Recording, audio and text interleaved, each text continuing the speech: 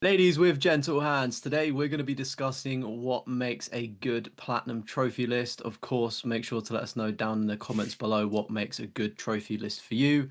We've got over 10 years experience platinum trophy hunting, so I feel like we're kind of qualified to speak on this topic and driving this forward as well with the recent release of Saros over on PlayStation Profiles, one of the developers on the team has been speaking about what's gone into the trophy list with Saros and made how they made it slightly easier in comparison to Returnal as well. So it's almost like developers sometimes are a bit tapped into the community and are listening to make the platinum experiences for us guys a little bit easier. So where do we start? What makes a good list, eh? Yeah, well, first off, learning from your previous mistakes, as the dev was mentioning, in Returnal, a game we both played on the book club, Hmm. and Yeah. wasn't really our kind of thing. But one of the things for that platinum was how bad the RNG was for a specific trophy. So, mate, that's what he was saying in the post. That he's learned from that, and there won't be anything. I think there is RNG trophies in it, but they're just not to the extreme Not as or as bad. yeah. I think he said it can So, be earned through like natural gameplay, which is good to see. which is the kind of RNG that you want. Like, it like throughout your entire, let's say it's 40 hours, you know that it's going to happen within the 40 hours, right, of the Mm. allocated fun time. But you don't want to be doing your fun time, finishing the game, and then still being for 50 hours afterwards, like, why is it not happening? And I feel like I mean, obviously Returnal's a good game. It just didn't really gel for us, but I definitely know in the back of my mind when playing it, I'd be like, oh, this is an absolute pain in the butt to try and platinum purely because of the RNG. Is it runes that you have to collect I for think it's them glyphs or something like or that, like glyphs? some Yeah, like sort of thing. it, and I know this is a wrong thing to say, but some people nowadays, myself included, sometimes people do consider trophy lists before starting a game, and like it's a very good game within its own right, if assuming you like that. And there's so many other games as well that you look at, you glance at it, go, oof, no, maybe not. I'm not even going to try it, even though it could be a great game and you could love it. Like trophy lists sometimes act as a bit of a blocker, don't they? Yeah, So there's been a yeah, few times where it's like you have a wee peek at it before you buy it, and you're like, oh wait, 100 hour platinum, 5 playthroughs. Maybe I'll go play something else a bit more yeah. my kind of speed. But for any devs out there listening and watching, we have separately put together a wee list of some. Well, I've kind of done like do's and don'ts. It's kind of like my thing. I'm not sure how you've compiled your list for what makes a good trophy list. My list is very laissez-faire. It's yeah, it's just very relaxed, very chilled, just things that I like. I feel like you might have a bit more of a structured argument where mine's a bit like Yeah, mine was more like willy-nilly, loosey-goosey. presentation style. If any Yeah. How devs do we want like it sent to them via email, let me know. yeah. How do you want to do it? Do you want to go like back to back? So I don't know what you've got, so we might clash. I So feel like we're I guess both going to end up synced up kind of thing because we're both incredibly intelligent, good looking men. So I feel like, same wavelength most of the time. yeah. Okay, so I mean, let's go back to back and then jump in on the point Mm. if we had that point as well. Yeah, sound good? Did you do yours on like order of importance? I didn't. Oh, No. that's alright, 'cause I never either. Probably. I was gonna say like if you did, extra marks to you because that's actually a very good idea. I thought about it, but Yeah. it took too much effort. But the first thing I did think of, like when I was thinking, like, what makes a good trophy list, is future proofing. Make sure to see if you've. I don't mind online trophies if you get some multiplayer trophies, but it's got to be future proof. If you've got servers that go down 10, 15 years' time, I should still be able to get a platinum. Mass Effect Andromeda is like the perfect example where it's like you can do for this specific trophy, I think it's like reach rank 6 online or reach rank 6. I think it's like a profit player profile or something in the single player. There's like options. Mhm. So if the servers go down, you can still get it. Yeah. I mean, it's the same thing with Mass Effect 3, and that's a PlayStation 3 game. So that's still, I mean, I think it's peer-to-peer servers now, which is another. Do Mm, we still get peer-to-peer servers in big old 2026? I'd Or imagine is that so. more of an old? But yeah, like obviously, if it's peer-to-peer servers, those that don't know, if you go into the game, you essentially host Mm. it for other people to join. So you are the server, opposed to like I don't know, Call of Duty having a warehouse with all of their servers, and when they cut them off, they're off. So I think if you do have the online peer to peer as a backup, is definitely something that would be useful. Mm. What was the first thing that came to your mind then when you were compiling your list? See, I think the obvious one is multiplayer trophies, or should I say, if you've got a single player game, don't add multiplayer trophies. There's no need for it. It was a weird trend on PlayStation 3, like, oh, let's shoehorn in a multiplayer mode that nobody's gonna play. Mm. Some of them good, some of them not so good. But I kind of want to deviate because your points, they're very similar points. I really like, and I'm focusing on single player here. I really like hard difficulty trophies. So I know some people might be squirming, but I do think that you do want a bit of a challenge when platinum trophy hunting. And obviously you've got easy, normal, hard, and then there's normally like the one up that you unlock. So take Resident Evil, you play through the game, then you get the hardest difficulty in quotations. I'm actually quite a big fan of that. Like more games that I've played recently, I'm like, oh, it's there's replayability there, and who doesn't love a good challenge, you know? I think it differentiates the platinum as well, so it's not too easy, if that makes sense, because I guess we're crafting the perfect list or what we think is a good list, but if we did that, then potentially it could be 100% completion rate because it is too easy. So Mm. I'm kind of thinking like that, but I I feel like. like there's a bit more. I feel like your I feel like we. difficulty trophy has to be. It has to suit the game though. That's what I wrote down, and I feel like I've mentioned it on the pod before. But see where it's like The Last of Us, where it's like playing it on hard. It feels like the way the game's supposed to be, Mhm, played. yeah, But see a game like Star Wars or Spider Man, where it's like, mate, I'm a Jedi. Like these stormtroopers should be nothing to me. Or like, I'm Spider Man. This random criminal should be like absolutely nothing. You know what I mean? Easy, just slap them aside. I feel like games yeah, like those you shouldn't have difficulty trophies. So it's like when it suits your game, if you know what I mean.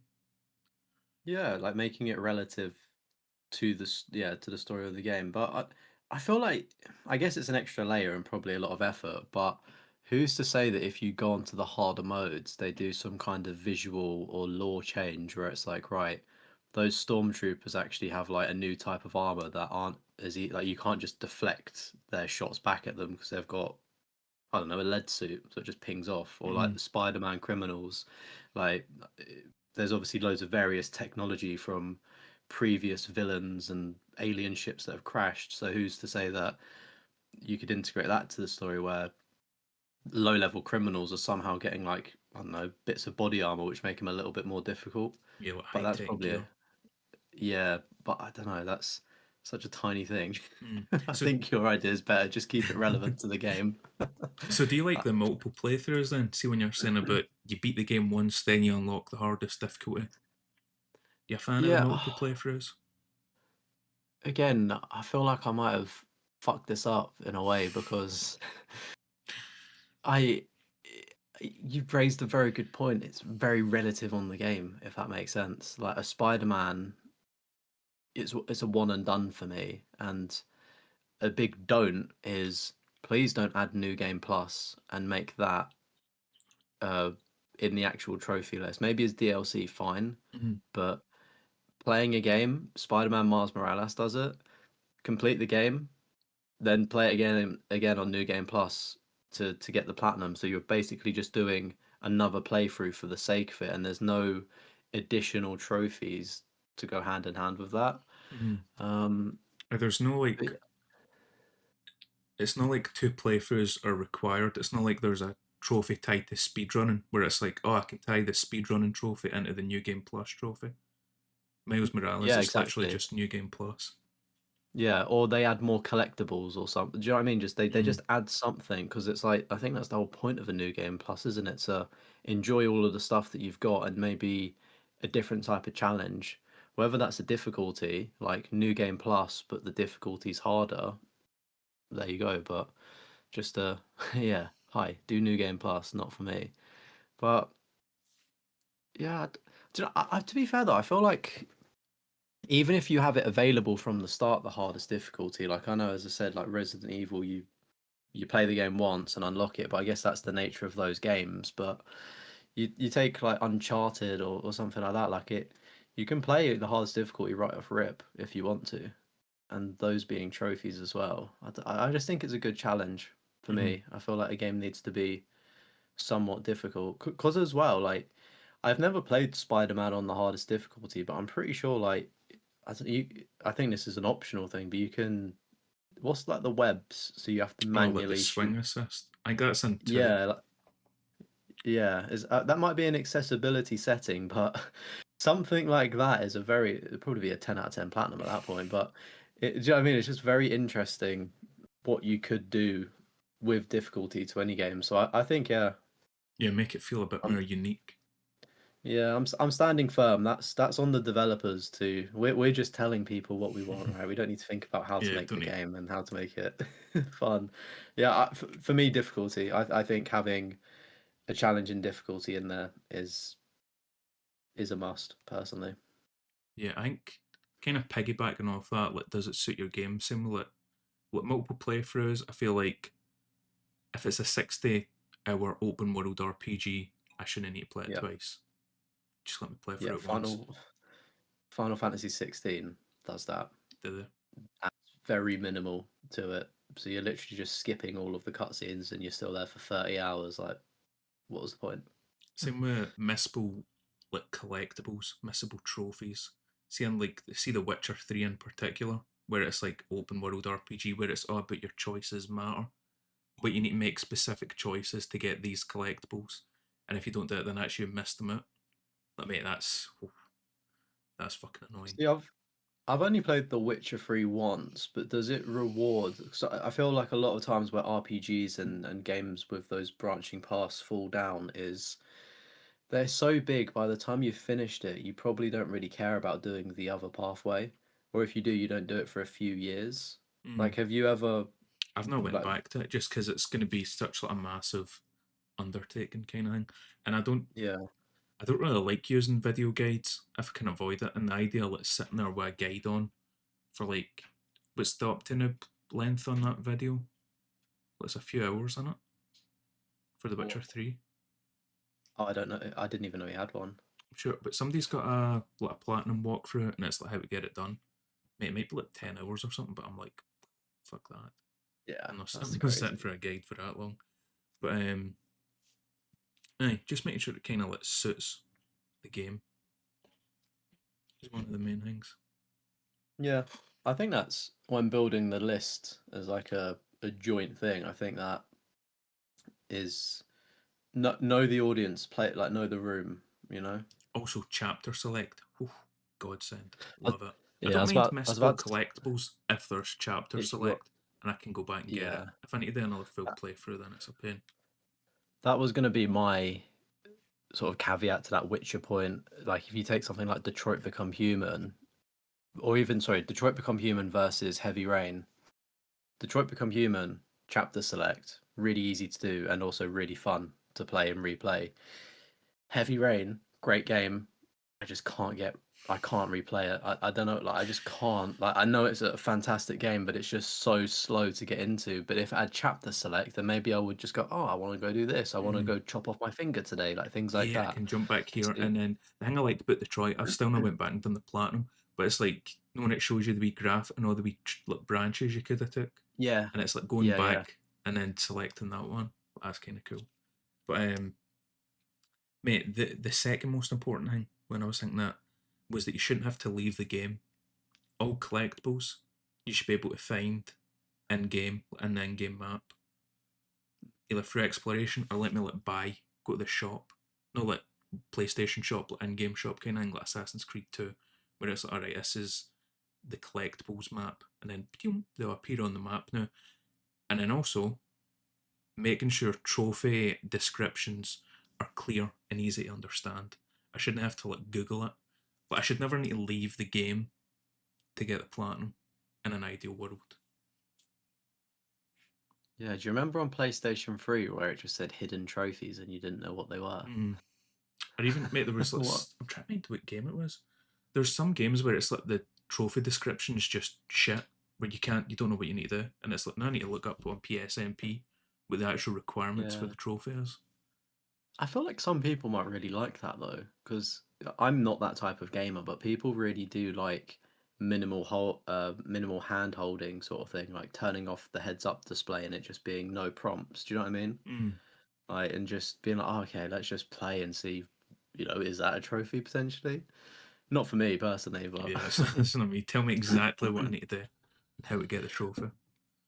but yeah, like building on your point, I think like I don't really like collectibles in a game, but they can't be missable. Like they just can't be. Like Unless it's got it's chapter select.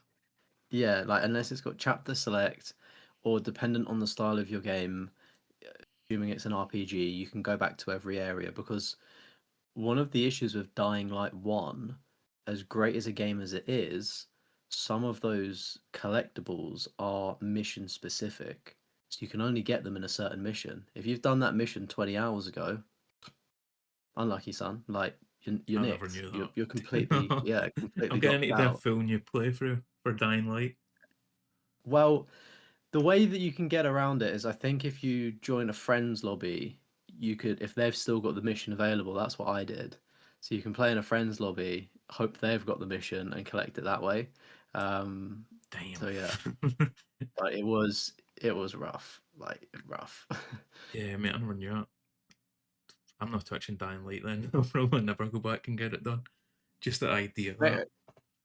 Yeah, I mean, take a look at your list, see what's done and what's not. Like, you might have the particular side quests. Like, there's only a couple. I think that's what makes it worse. There's only a couple of them. There's like two or Mm. three, and it's Is like it side quests or main stories?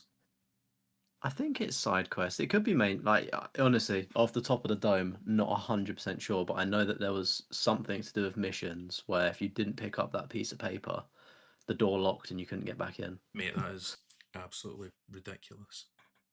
Yeah, I mean, it's like it's fun though. If like in the sense of you can play it through with friends, so you can all go around hunting together. So. Mm. Mate, another one that I'd thought of was no excessive XP grinds. In particular, Tony Hawk's Pro Skater 1 and 2.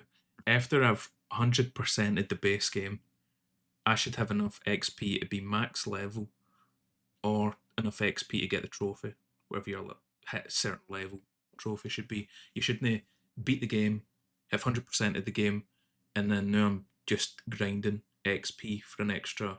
I don't even know how many hours I spent grinding that fucking game, but an extra however many hours just grinding XP mindlessly. I've done everything the game's got to offer, and I'm just grinding XP. Shouldn't need it. It's pointless. I thought of another point. Remind me to go back to difficulty, by the way, for that. But on this one, live and direct, you've got to respect players' time, I think, and Mm. stuff like that. I just absolutely despise. Like, it's player retention at that point to go to the guys in the suits and the board to be like, oh yeah, look, people are playing the game for 100 hours. Like, it must be great, but it's fucking not. There's just a Yeah. couple of people that are addicted to platinums. That's what it is. But yeah, it's not not respecting people's time with just stupid requirements. Like, I could understand if it took skill. Like Mm. I could be wrong here, but that was like a boring grind, right? Oh yeah, Pardon the that was pun. bad. I know it's Tony Hawk, but so you've got a boring grind on one side. That hmm, let me try to explain this. For the visual people watching, you can see the hand movements. You got two pills, yeah? One pill, boring grind.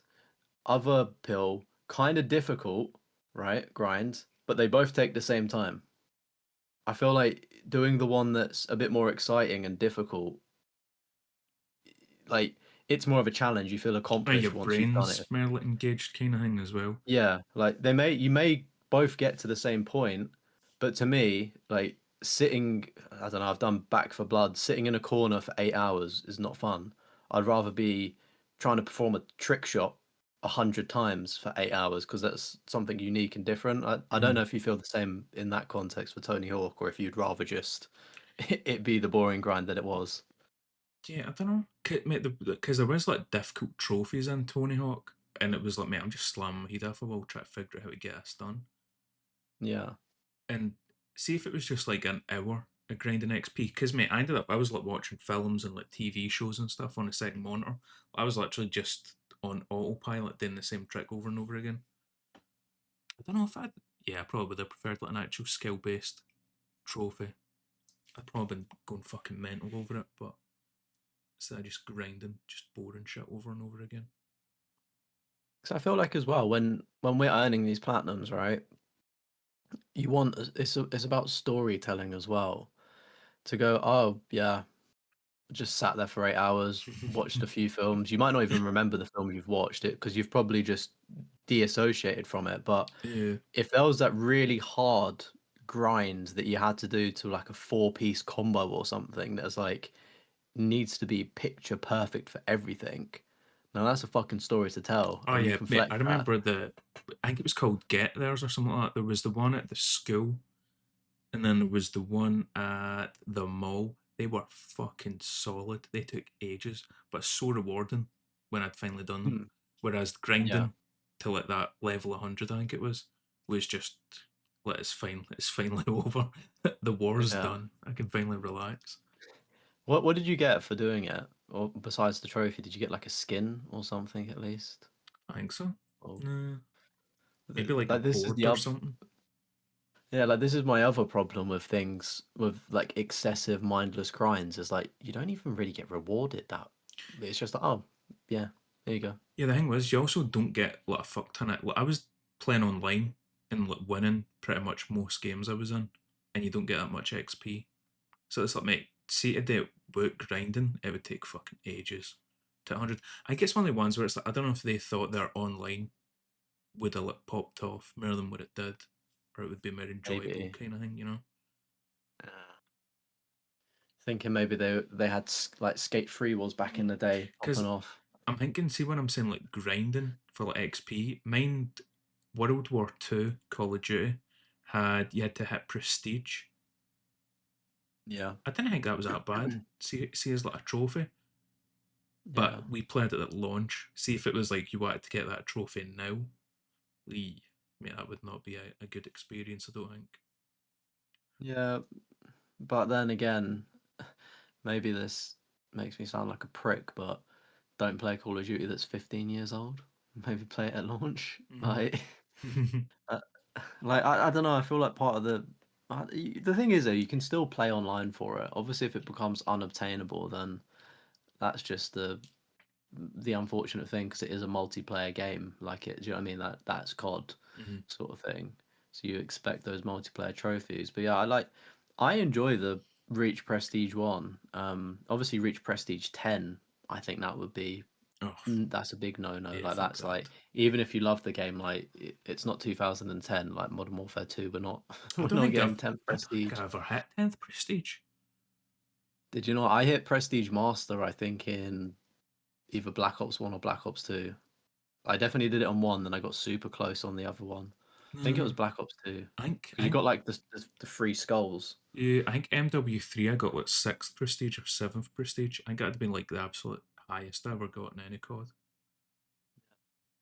As well, slightly deviating from trophies here, and but like you look at COD now, there's no blimmin' real motivation to hit those prestige numbers. Like, yeah, you kind of get maybe something cool, but it just doesn't really hold the same weight that it did 10 years ago. Do you know Maybe what I mean? that's It was just like, because oh, we're like, older though, and it's like mm, even the it's next lost gen that though, I just appeal. don't think like they care. I don't know,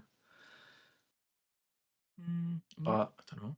Because let me see if I was the age I'm now playing a MW2 when it came out, I wouldn't give a fuck about 10th prestige. I would not. I don't think I'd care about it. like, is that the only game you're playing? Like, imagine yourself in the shoes in 2010, less games. COD is the thing everyone's talking about, everyone's playing it. You're caught up in the hype bubble. You might be trying to go for 10th prestige to Mm, to flex. maybe if it was literally the only game I was playing. Yeah. I mean, it's different now, isn't it? We've got an abundance of games to play, so Yeah, now we've got it's not adult money and we spend it well on video exactly. games. Yeah, But what were you saying for about every 10 gram circling hentai. back to difficulty? Before that, just on the COD multiplayer trophy, and we can come back to this one as well as my next point, but variety. I do like it when there is, play the single player, do this other mode, do that mode, if that's what your game has. I'm not Mm-hmm. saying add it in for the sake of it. Um, Difficulty, going back to it, I know I said I do enjoy like a hard mode, if that makes sense, but the peop if you're working on the game as the dev team or the trophy team, all I ask is you play through the game and see if it's actually possible for the average gamer. Because you take something stupid like World at War on Veteran with the grenade spam. I don't know how, and I don't know what they did to the AI, but that's not. No other Call of Duty game really plays like that. It's just so borked. And it's Mm-hmm. like, did they even test this? They just thought, oh yeah, let's just add that in. That'll be fine. And I feel like there's so many instances where trophies or they think, oh yeah, that'll be a great challenge, but then they don't really play test it, sort of thing. And I guess people that are doing the play tests aren't trophy hunters, so they wouldn't be like, oh yeah, I'm just gonna go get this high score or something. Do you know what I mean? So Mm-hmm. yeah, if you are putting in the harder difficulty, I think make sure it's not broken, if that makes sense, and just completely cracked and unfair. I think the it could be a bit of RNG in it. Like I feel like the beauty of playing a difficult game, and I'll take Deadpool for example on the hardest difficulty when I was doing the permadeath runs. There was maybe like two kind of processes in a way, like this can happen or this can happen. If A happens, then A1, A2, and A3 will happen, or if it's B, it will be this. Like you can kind of like get the predictable RNG of like what's going to happen with the pathing, which I think is a really good thing if you are doing the harder difficulties or challenges in games. But if it's just like completely random, take COD Classic, you think you could predict the spawn point from an enemy, they won't be there anymore. Like it was, I feel like with a lot of games, it's repetition, like the muscle memory, and then like the prediction and anticipation of the previous cues that you've learned. Mm-hmm. And I don't know, maybe that's the beauty of what makes some games really difficult because it is just unpredictable. But I feel like it's a very fine line because it's like it's just unfair in a Mm-hmm. way. You need to be able I to don't know if like I sound learn. like a clown Nah, I know saying, what you're saying. You need to be able to like learn for your mistakes, and when it's just yeah. totally random, there's Hmm. no like sense. What would it be like a pattern to like learn? It's like imagine a Yeah, boss fight that's really hard, but they just change style every time you try and fight them. Like you can't learn it. yeah. It almost comes down to like that RNG and also just the luck, and then it removes the skill. Like going back to the Call of Duty World at War example, if somebody said they got the platinum or they did veteran on it, I'd go, fair enough, but like I don't actually think you're a good COD player. I don't think that establishes you as in the thing. Like I could have had 100 grenades thrown at me. You could have had one grenade thrown at you and you walked through. You just Mm. got a very lucky pathing. Like there's no skill. There's no learning curve. It's just like, oh yeah, I got lucky there. Fuck, Yeah, sort of mate. thing. Because there was that one mission I get super lucky on. Can't remember what it was called, but I know what you're talking about. Where I was like, I got done it in like 2 deaths or something the entire mission, and I was like, because I'd seen on like forum posts, it was like these like 5 missions are the hardest, and mate, I fucking like Yeah. ran through it. I was like, I can't believe my fucking luck. This is amazing. But this Like, is like, do you know God. what I mean? It's like, yeah. So I think because it, I don't want to say diminishes it. Like fair play that you've done it, but it's like, oh well, yeah, he walked through that boss fight and the boss didn't even do the difficult thing. Mm, It's like, oh, just takes away the whole accomplishment. So yeah, I might sound a bit silly, but I'm pretty sure I don't because I'm always right. yeah. But yeah. Mate, before you went back to difficulty though, you mentioned you hit 2 of my points. Oh You yeah. hit 2 of them. Already on the same wave already. It's like I've hacked into your notepad. So overly specific, you were saying like kind of unrealistic to get kind of thing. So mate, like overly specific slash unrealistic with boosting. And what I was thinking was Batman Arkham Origins. There's a trophy where you need to do a predator takedown. This is for the multiplayer on all. I think it's all 8 enemies, but it's got to be a different takedown type for each enemy. So it's like you got to do a takedown from the grate, one from above, like a stealth attack, um, hanging off a ledge, and the enemy has to walk to the ledge, and you have to like pull them down. Like, mate, it's Yeah. ridiculous. Like, I remember doing it, and I was like, there's close to zero chance that anybody got this legit. This was never a trophy anybody was just playing and went, oh, I got a trophy. I got an achievement. How cool is that? You had to, like, I feel like you had to boost. I'd be shocked if anybody got that legit. Yeah. Um, As well, like I think that sounds like a great trophy. Like I will be real, but maybe the number of how many you have to do is unrealistic. Do you know what I mean? Like mm, it's a good idea in principle, but then you play these multiplayer games, and no multiplayer game is truly going to be the same unless you are boosting it, of course. Do you know what I mm, mean? So it's like so many variables and moving parts. It's like, did they even think that through? Like, the yeah. timer probably runs out before you naturally would even have a chance. And it's got to be different enemies. So it's not like, mate, me and you'll meet in this game. You let me do 8 different moves to you. I can only do one Yeah, on you, and then I need to do a different one for the next guy, and the next guy, and the next guy. yeah, Mate, it's ridiculous. that's stupid. And then the other one you hit on was try everything the game has to offer. Encourage to try Yep. different play styles or modes, but don't force us into playing one that we might not like. So if you've got a zombies mode, maybe make me try it, but don't make me sit through a 4 hour long Easter egg guide to try and Easter egg. figure it out. You know what I mean? Just to make me hit like round 10 or some shit, Uh, Kill 100 yeah, zombies, something not ridiculous. something light-hearted. Like you've obviously got your main meat, like the main event, Mm-hmm. and then those little sub squishy modes, the bread in between. Just yeah, I'll just have Yeah, let me dip my toes 100 in. zombie kills. Yeah. Yeah. If you enjoy it, carry on playing it. Maybe we'll give you some in-game cosmetics that aren't linked to trophies to reward that, Mm-hmm. you know?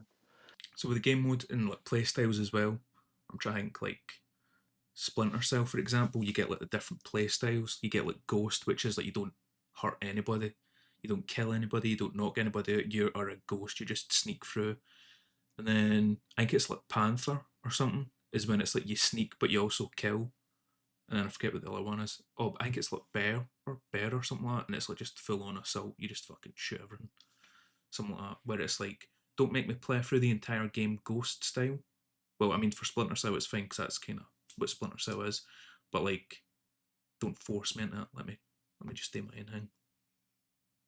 Yeah, I feel like I'm not too familiar with the trophy list, but I want to say Dishonored does the like an extreme of that in the sense of like pacifist I runs, like like them. very Yeah, the challenges using no abilities, hmm. stuff like that. Wood killing.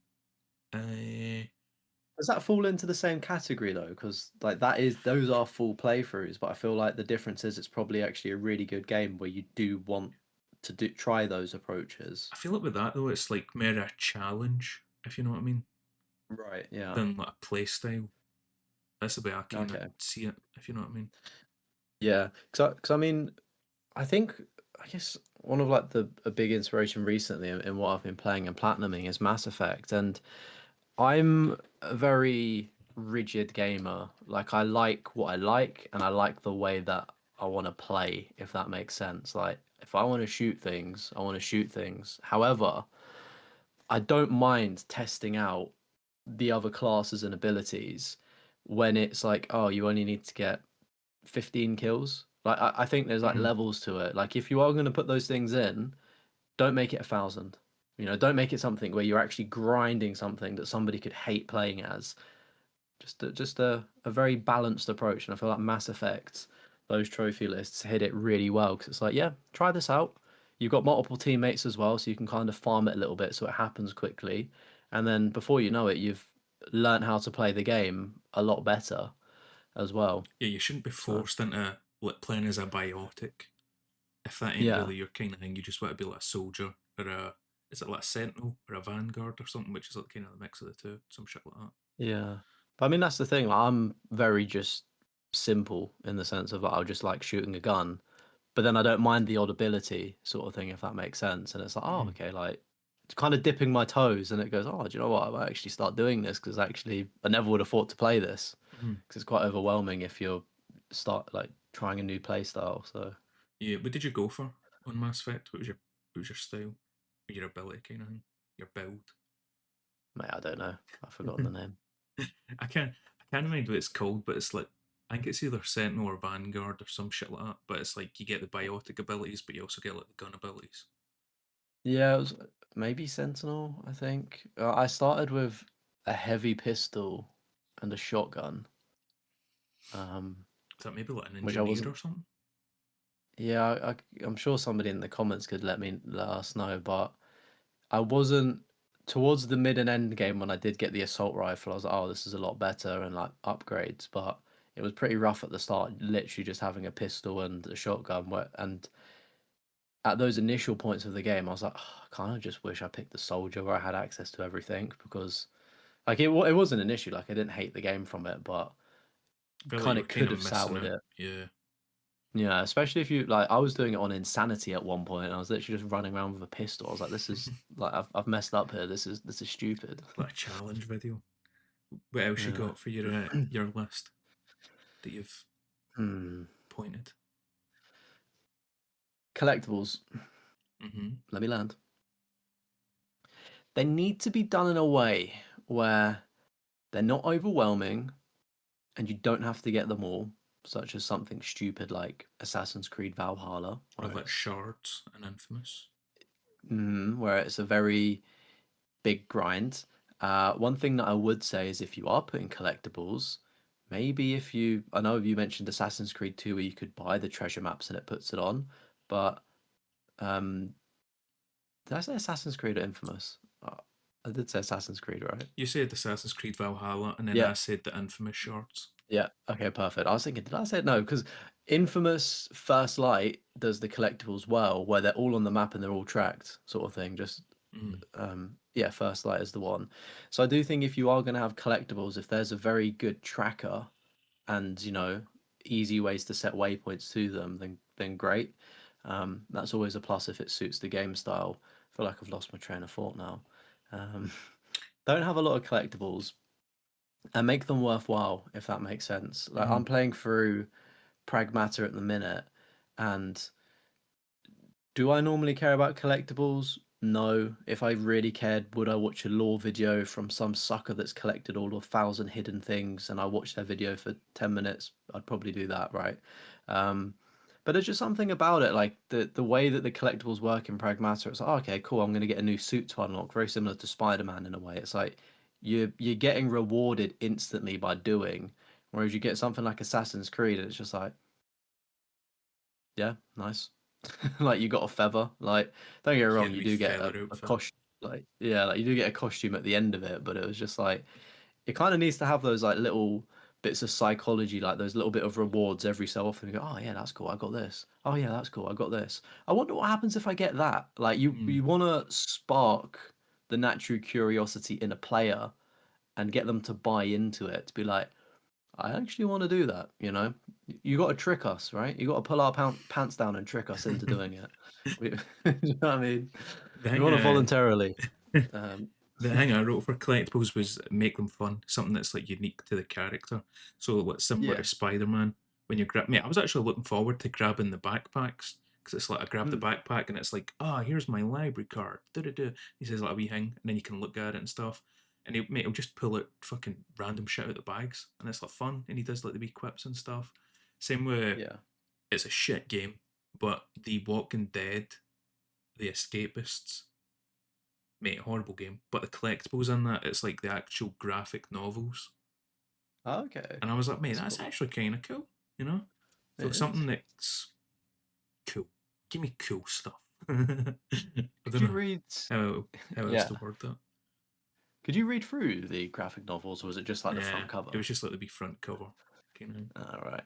Yeah, I was gonna say because I've got like half of them, or like a good portion of them. I was like, I wonder if I could just play the Mate, same. Escapists I and was read gonna the other. put them out on display, and then they just took up too much space. I think I've got the first 20 graphic novels, Yeah. but I only read about 4 of them, and then kind of gave up on it. I got quite deep into reading them. Like, I think it was to a point where they like kind of I caught up to when they like obviously the story was written, but they weren't making the particular ones that I was buying, if that makes Mm-hmm. sense. You're I was buying like little having graphic novels when they were still releasing the comics. something like that, yeah. Yeah. Like so, it was like I ended up hitting a point where I had everything available in the UK, and I was like, I have to wait, and I just didn't bother anymore. I think the furthest I got was, well, I think Michonne escaped. What was that place called? Wood something? Woodbury. Woodbury. She escapes Woodbury. That's as far as I got with the comics. But what else? What else we got trophy wise? Oh, I've actually done collectibles, so mate, I'll take it here. Being number one in the world, thankfully, you don't have many trophies like this anymore. But the Fight Night games had you had to become world champion. Only one person can be world champion at a time. I think, did Street Fighter have something similar as well? One of the Street Fighter where it's like, oh, what game was it actually? There was an FPS game as well where it was like you had to be top of the leaderboard for that week. But mate, just absolutely ridiculous I level know of skill. Killzone had a trophy like that, like Killzone 2 or something. You needed to be in like the top 5% of online players. Mate, still even top 5% is pretty mad. But like, I'm thinking Fight Night in particular is ridiculous because that trophy ended up getting held hostage. See, especially towards the end when it was like, guys, servers will go down in 6 months. I wasn't. Mm. This is just from like forum posts that I read like 2 years ago or something like that when I was looking into it. But apparently there was like this group of like 6, 7 guys that were just shit hot at the game, 6 or 7 of them, and mate, they just held like all the belts hostage kind of thing, and you had to pay them, and they would let you beat them, and then they'd beat you and take the belt right back. And mate, because they were like the best in the game, it's like you couldn't hold on to it; they would beat you at it. So something like Yeah. that, something ridiculous where it's like number one in the world is just fucking mental. Like I said, thankfully we don't really get much like that anymore. I think that's more a PS3 era thing, being like top of the Yeah. leaderboard and stuff like that. You get any more? Yeah, thinking, I mean, I know we've like spoken about multiplayer trophies, right? But just a caveat onto that, like co-op, like actually requiring co-op players to do something. Mm. And I feel like Far Cry is quite bad for that, being like do a specific, I don't know what it is. I feel like Was it one like of the 10 trophies is, missions or something with a co-op player? yeah, it's like something like 10 missions, but I think there's another one where it's like you're in a lorry and you have to put like I think somebody's driving, you're in the passenger seat, and then you have to jump out of it to hijack another thing, another car. There's something like oddly specific and kind of difficult where like doing it with two controllers boosting it was actually kind of like, oh fuck, like how did I do this? But yeah, I just feel like cooperative trophies just they just I don't know, they don't really work sometimes. Yeah, I had that in my does it suit your game section where it was like have it solo. Like the platinum, you should be able to get solo unless co-op is like a main component to your game kind Yeah, of like thing. yeah. It Takes Two, stuff like that, where it's like it plays a huge part. Whereas like Far Cry, you can play through the whole game solo. There was what was the game? I feel like there's a game as well where it's like you get a trophy for playing through the entire. I think it's Dead Island. I think Dead Island has it as well, where it's like you need to play through the entire campaign co-op for a trophy. I don't know if it's the entire campaign. I know there are some. I I know, think it might be missions actually, like complete 50 missions with in co-op or something. I know. I don't know. There's Dead Island One. You need to do it where it's like each 4 players in the game, each person's a different character. You need to do so many missions, complete so many different missions with like randoms. So it's like complete a mission with 10 different people. Shit like that, mate. I don't want to fucking meet new people playing fucking PlayStation. You know what I mean? Fuck that. I mean, like going back as well, retrospectively, if you are trophy hunting on older games, what a logistical nightmare if something's a dead, the population's not booming. Mm, You've now got to find 10 different players that all happen to be potentially going for that same trophy, which is sounds yeah. like a nightmare, doesn't it? Unlikely. I'll take it ages to get done. But Yeah. the only other thing I had left was if you want it to be a 10 out of 10, like if you want that reputation of being one of the most difficult sought after platinums, you need to make sure people can't save scum. and you need to stay on top of like exploits and stuff like that. I'm thinking like Hollow Knight, where it was like that's a super difficult platinum, and then the invincibility glitch comes out, and they don't fix it for years. They just leave it, and then they patch it Yeah, randomly one day. it really like diminishes the like just it, Prestige doesn't it? allure of the Yeah, platinum trophy. because you're like, oh, like what's the like? Did they do it legit? Like, we'll never know. Mm, It's almost tainted in a way, even for those people that have done it legit. mm. The only way you know Um, if somebody done it legit now is PS5, yeah, PS5 version. But yeah. I've got a couple. oh, you I've get got a more. couple more. Yeah, that you might enjoy. I don't. I feel like this is an oddly specific one, but I feel like you might be able to relate. Skippable cutscenes in a game, Oh yeah, if it's like a and speed run or if you've got multiple playthroughs. you're probably thinking, bit of a silly thing to say, but I don't know. Maybe take Mein Leben, for instance. If you could skip the cutscenes in that, boy oh boy, then it becomes It's just a that lot first shorter. cutscene that you can't skip. It's a fucking pain. Yeah. Every other one you can skip, you're good. But yeah, that opening 10 minutes is no fun. I don't know how many dogs I've shot. Yeah, I've killed quite a fucking few. What else? What else you got? um, the I guess another sort of don't or more of a, I don't know how to word it. Like if a game's playing a certain way, I don't know. Let's say it's a 3 out of 10 for difficulty. I don't know. Take Spider-Man, right? You what's is that a 3 out of 10? At a random guess, I'm You got to plucking put like something up. three. 3 or 2. Like say, say that's the majority. Like my point here is, if you're going to be a difficult game, be consistent about it. Don't be a very easy game with then just one difficult trophy as such. That doesn't make sense. But Yeah, I'm trying. like, like I don't know how Like, to formulate are you this. saying like the campaign is really easy to beat, and then there's just like a random challenge mode that is insanely difficult? Yeah, just something that doesn't fit the whole tone of it. So it comes back to the like your overarching like point of like, knowing the game or, fitting the style. I guess it's just like, do you know what I mean? Just like if the game is relatively easy, then why the fuck is there this really difficult challenge where you've had no practice or build up or natural progression to get to a point where you can do that? Do you know Mm, what I mean? yeah, I try to mind what that's called. Just when it like spikes up in difficulty. Oh man, Yeah, I mean, I guess it's a skill issue on our part. yeah. But another Another one. thing that I another one another one fuck, I'm in the loop. He's in a loop. Another one. Um, Having to pay for trophies. I'm looking at EA games like Oh FIFA. yeah. Um, Pay to win trophies. There we go. That's what I'm looking for. Why? Like It's it's just weird, if that makes sense. Before I go off, what was you gonna say? I was just gonna say, see when you mean like pay to win, do you mean for like beating other people, or do you mean pay to win the trophy?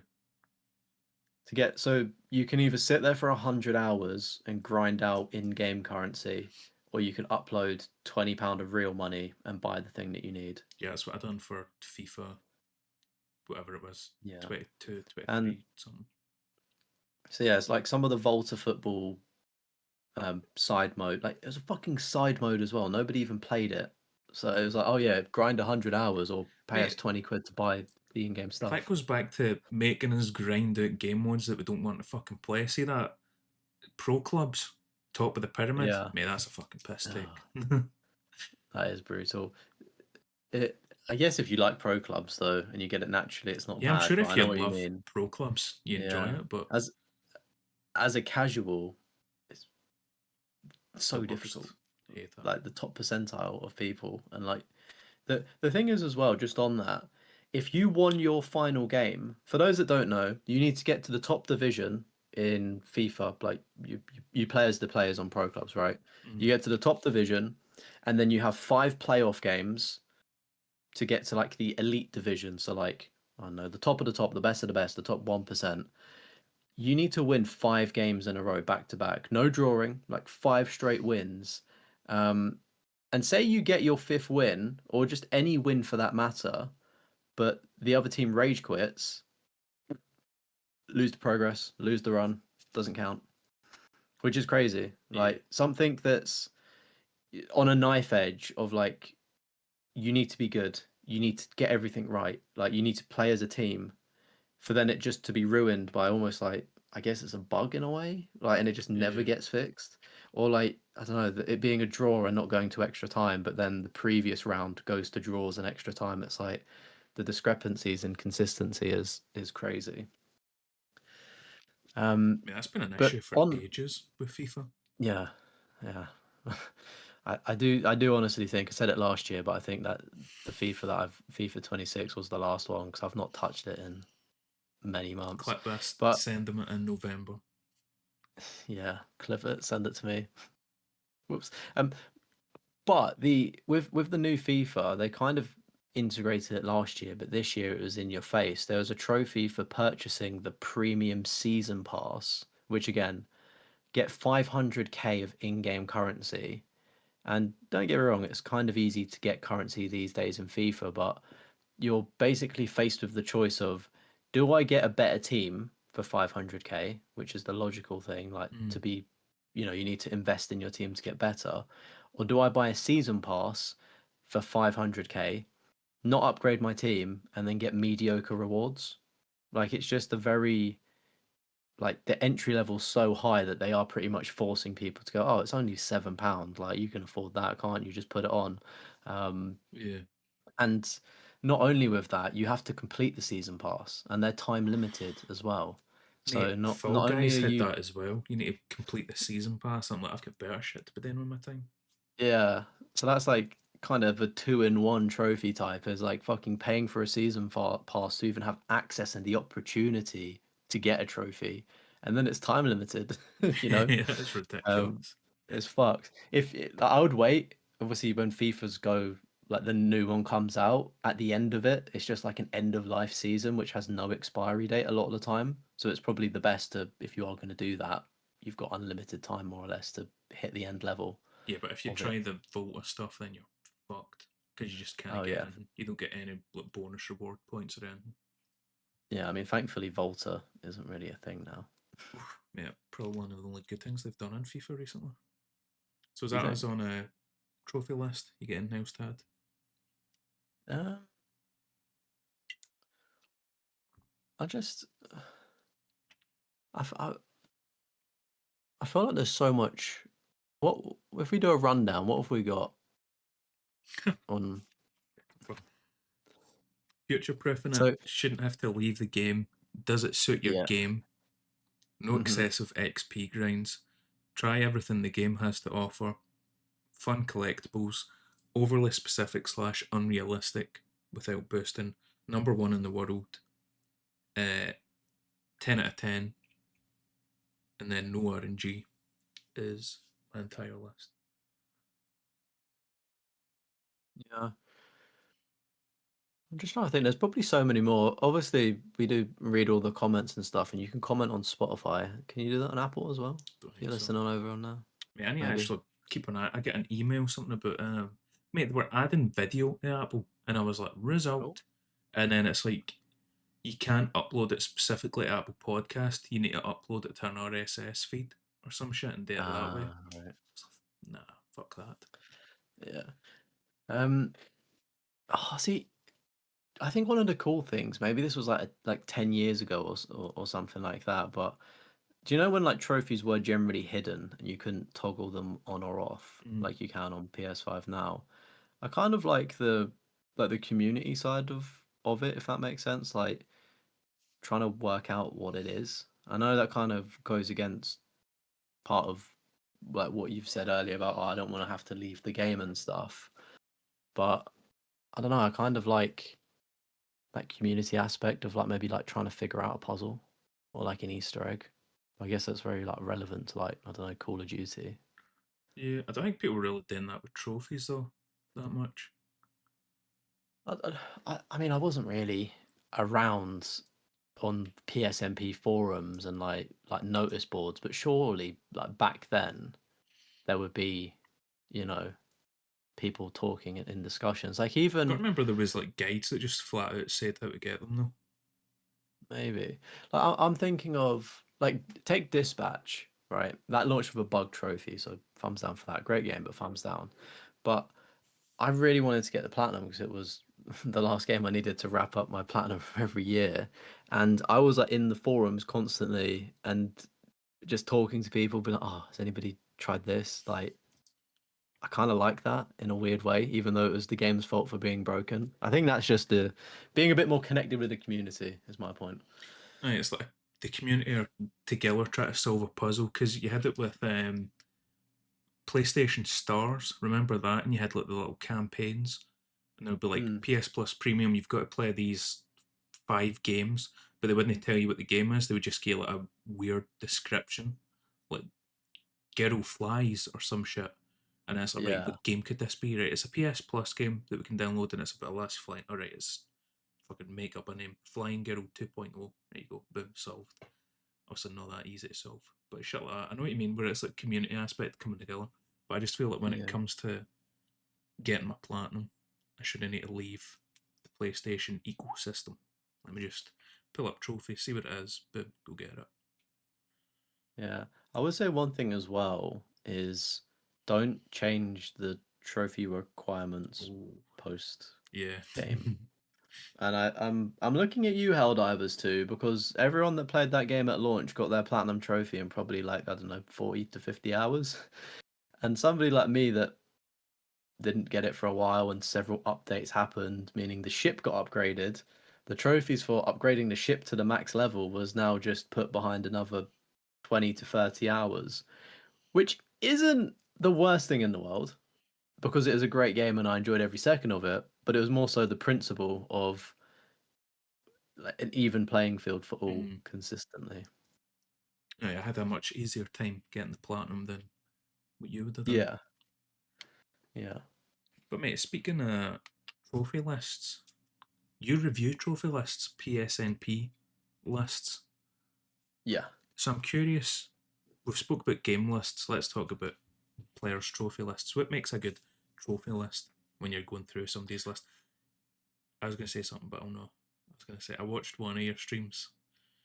There was a lot of shit in Mm, okay. it. Not a That good poor list. person. Not a good list. That poor person. Um, Sorry, what was the question? Can you ask me again, What makes see when please? you're reviewing a trophy list? What makes a good trophy Yeah, list? Because you like kind of go through the person's list, see if you were like grading them. Is there anybody that grades them? I don't think there I is. think Sandros does. The I think Sandras do that. he goes through them, and I maybe it's a spreadsheet. I'm not too familiar, but I know that somebody in my live chat said that I think their name was like Sui or something. At one point, they were like the top spot allegedly on Sandros' little leaderboard thing of having like a really good trophy list. So I'm actually reviewing it next week or a few days from the podcast dropping. So tune in Nice. live Wednesday night and see that list. But yeah, what makes a good trophy list as a reviewer?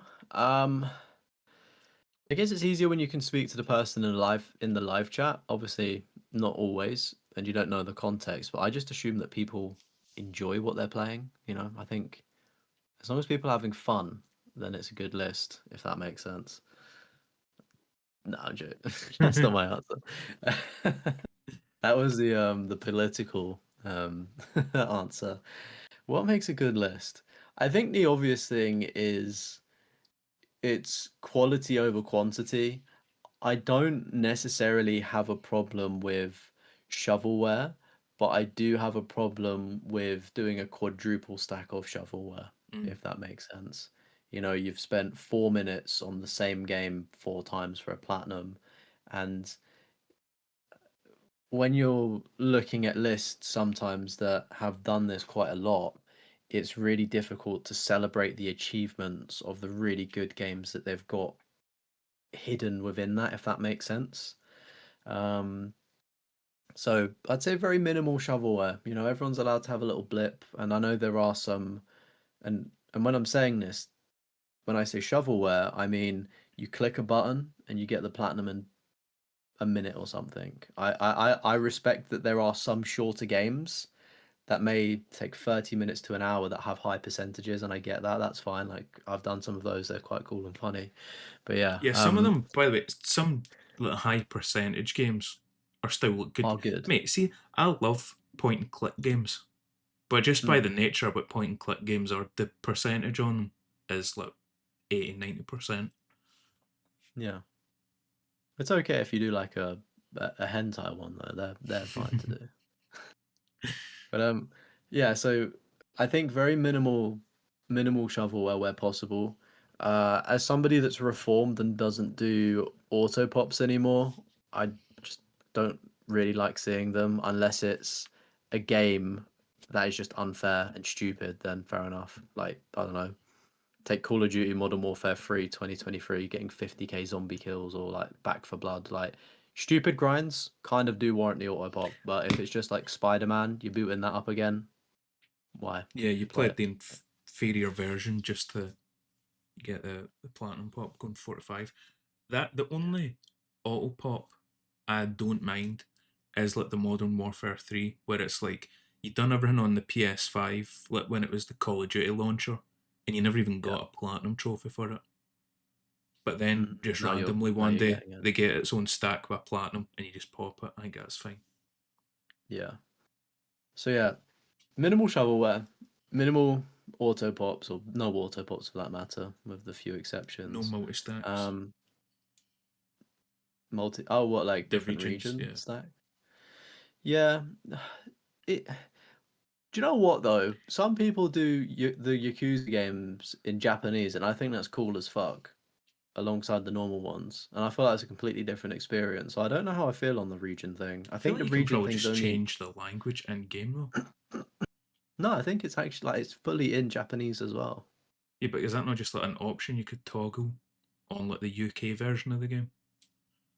Yeah, true. Yeah, maybe. It just looks cool as shit though, having like because when I see it, right, I go right.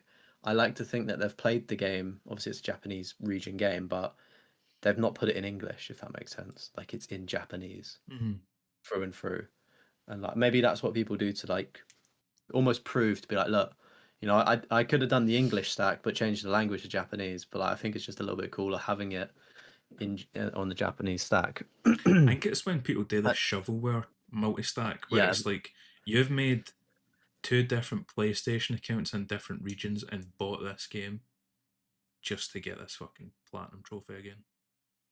yeah, that's yeah. Because some So yeah, no, multi-stacks are fine when it's like Modern Warfare 2. Like there's the PS3 version of the game, then there's like the PS4 version. Mind they done like campaign remastered, mhm, or it's still kind of weird, but like Batman and the Arkham games, where it's like you get Arkham Asylum, Arkham City on the PS3, and then you get Return to Arkham for the PS4. Stuff like that's fine. I think it's when you can essentially auto pop most of the trophies is when I kind of have an issue yeah, with the multi stacking. yeah. So those are they don't happen very often, but those are kind of the things that I definitely say like are a bit off-putting when looking at a list. But if somebody enjoys doing that, then kudos to them, you know. Uh, but what makes a list good? I'm a big fan of seeing franchises or seeing Mm. people dabble in different franchises. So like I love seeing an Assassin's Creed. I love seeing a Far Cry, a Final Fantasy, a Call of Duty, a Battlefield. Like I like it when people are go, right, I'm going to try one of everything, and then if they like something, they go, oh, I'm going to do the series. You know, I think that's really cool. Sprinkling in a few difficult games, I think is awesome. If there's something challenging that stands out as well, Yeah, if it's is not just always like really cool. 3 out of 10 difficulties, 2 out of 10s, it gets kind of boring. It's like, have you Yeah. ever gave yourself a wee challenge? You ever pushed yourself Hmm. a wee bit? Yeah. So like I think. I'm not saying do 10 out of 10s, like I'd say a 6 out of Yeah, you 10, 6 to sprinkle in a wee 8 is, 5, 6, 7. yeah, like sprinkle in something different. Do you know what? I think it's a shit answer, but variety, you know, It's the spice of life, mate. having, yeah, like having a little bit of everything, because, you know, while it is cool to look at a Souls list, more or less the same thing, isn't it? It's like having an entire list full of Call of Duty. It's like, like fair enough. It's pretty cool, like respect, but it would have been, you know, what are your other interests? Like I like telling the story of the person, if that makes sense, Mm. and being able to put them on a platform. And like obviously, this could be the Souls King. This is the Call of Duty Master.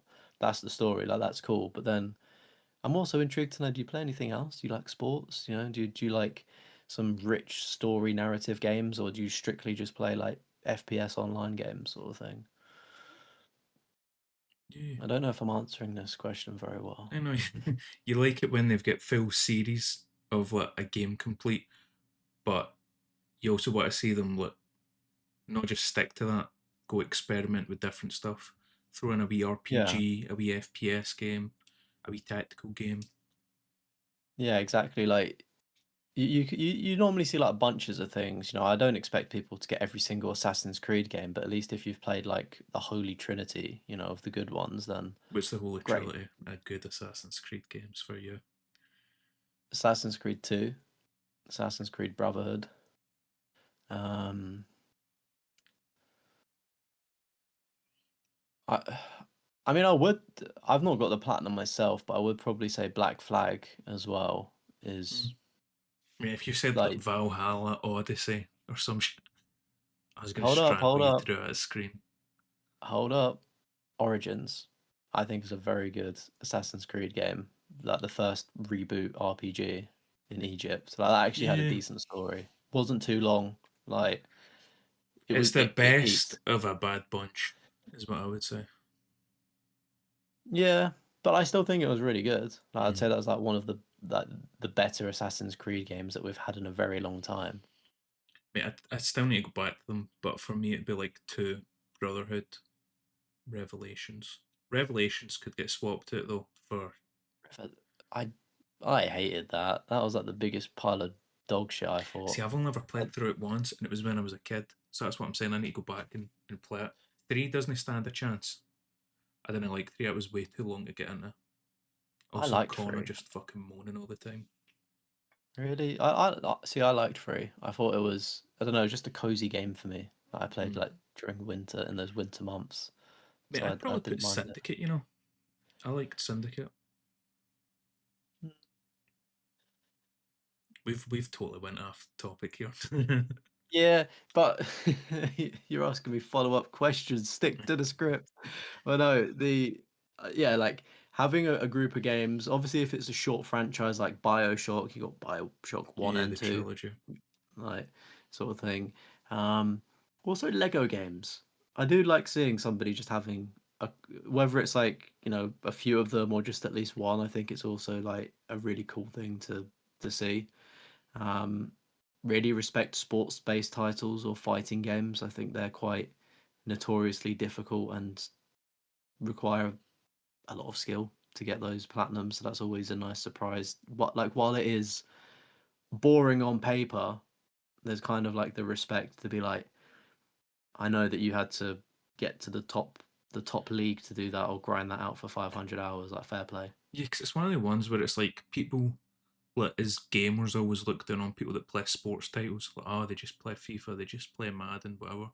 But see, for like actual getting the platinum for them games, they're usually a fucking pain. Like they're not, Incredibly difficult. yeah, they're not the easiest. So they kind of get overlooked a wee bit. I feel. Also, always good for Rarity as well. Get them ultra rares in. You like seeing a couple of ultra rares? Do you look at Rarity of the trophies, or you don't care? Um, I think seeing an ultra rare definitely is great, but at the same time, I feel like that number can kind of skew people's perceptions of something. And I also think I'm gonna get cooked for this, but the PlayStation profile rarities, I just think are such a untrue representation with Nah, I prefer just how that. I Because don't know it's though, you're like comparing yourself to actual other people that trophy hunt. It gives you an actual idea how rare it is versus Timmy that downloaded Forza, played it for 10 minutes and then never touched it again. He's now part of the percentage, and it's like somebody that just tried the game. Should they count towards your percentage when you're looking at it like that? yeah, but there's trophy hunters that don't have PlayStation profiles. What Not about many, I don't like think. I feel like if well, you're hardcore into trophy hunting, then you're on maybe. PSNP. Don't get I dare see people in like TikTok, mostly TikTok to be honest, where they're like, "What is this website the person's on?" And I'm like, Yeah, I feel like we've your talked about it world's in a about to change. yeah, I feel like we've talked about it in a previous episode, but PSNP, I feel like after a certain point you end up finding it.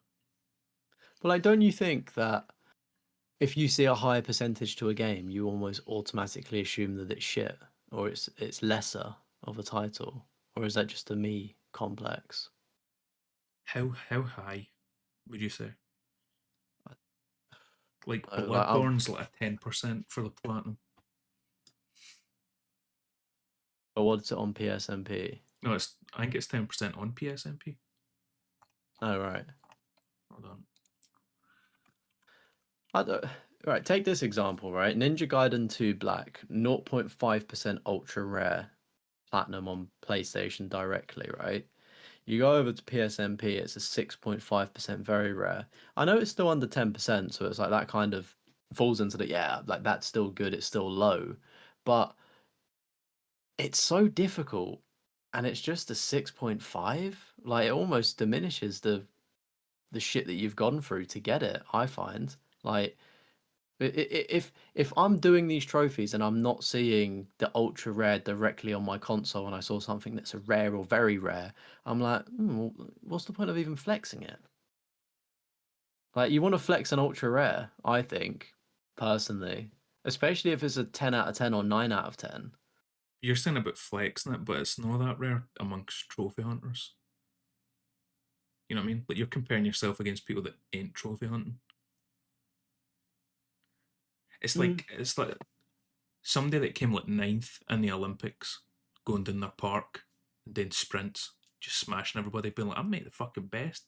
It's like, but when you're playing against people in your league, you're not.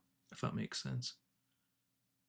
You're comparing yourself to people that don't trophy hunt. When you compare yourself to people that trophy hunt, you see like true representation. Is Yeah, the way I see it. but then at the same time, like people on PlayStation profiles probably have the account connected, but still don't actively like compete, if that makes sense. So it still skews the numbers either way. Like you're never gonna have this true, perfect Yeah, there's always going to be people that trophy representation. hunt and then let stop, which by the way I think would be like a cool guest when you try and get on. Get More like a somebody, retired. yeah, somebody that let stop the trophy hunting. I feel like that'd be like a cool guest to get on. Don't know what your Yeah, I thoughts on like. that are. Yeah, no, it would be interesting to see why they might have stopped and if they'd ever return.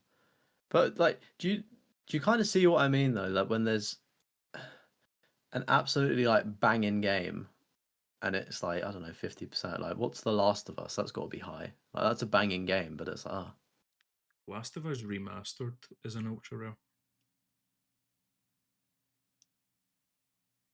That's the PS4 one with the online it's for trophies.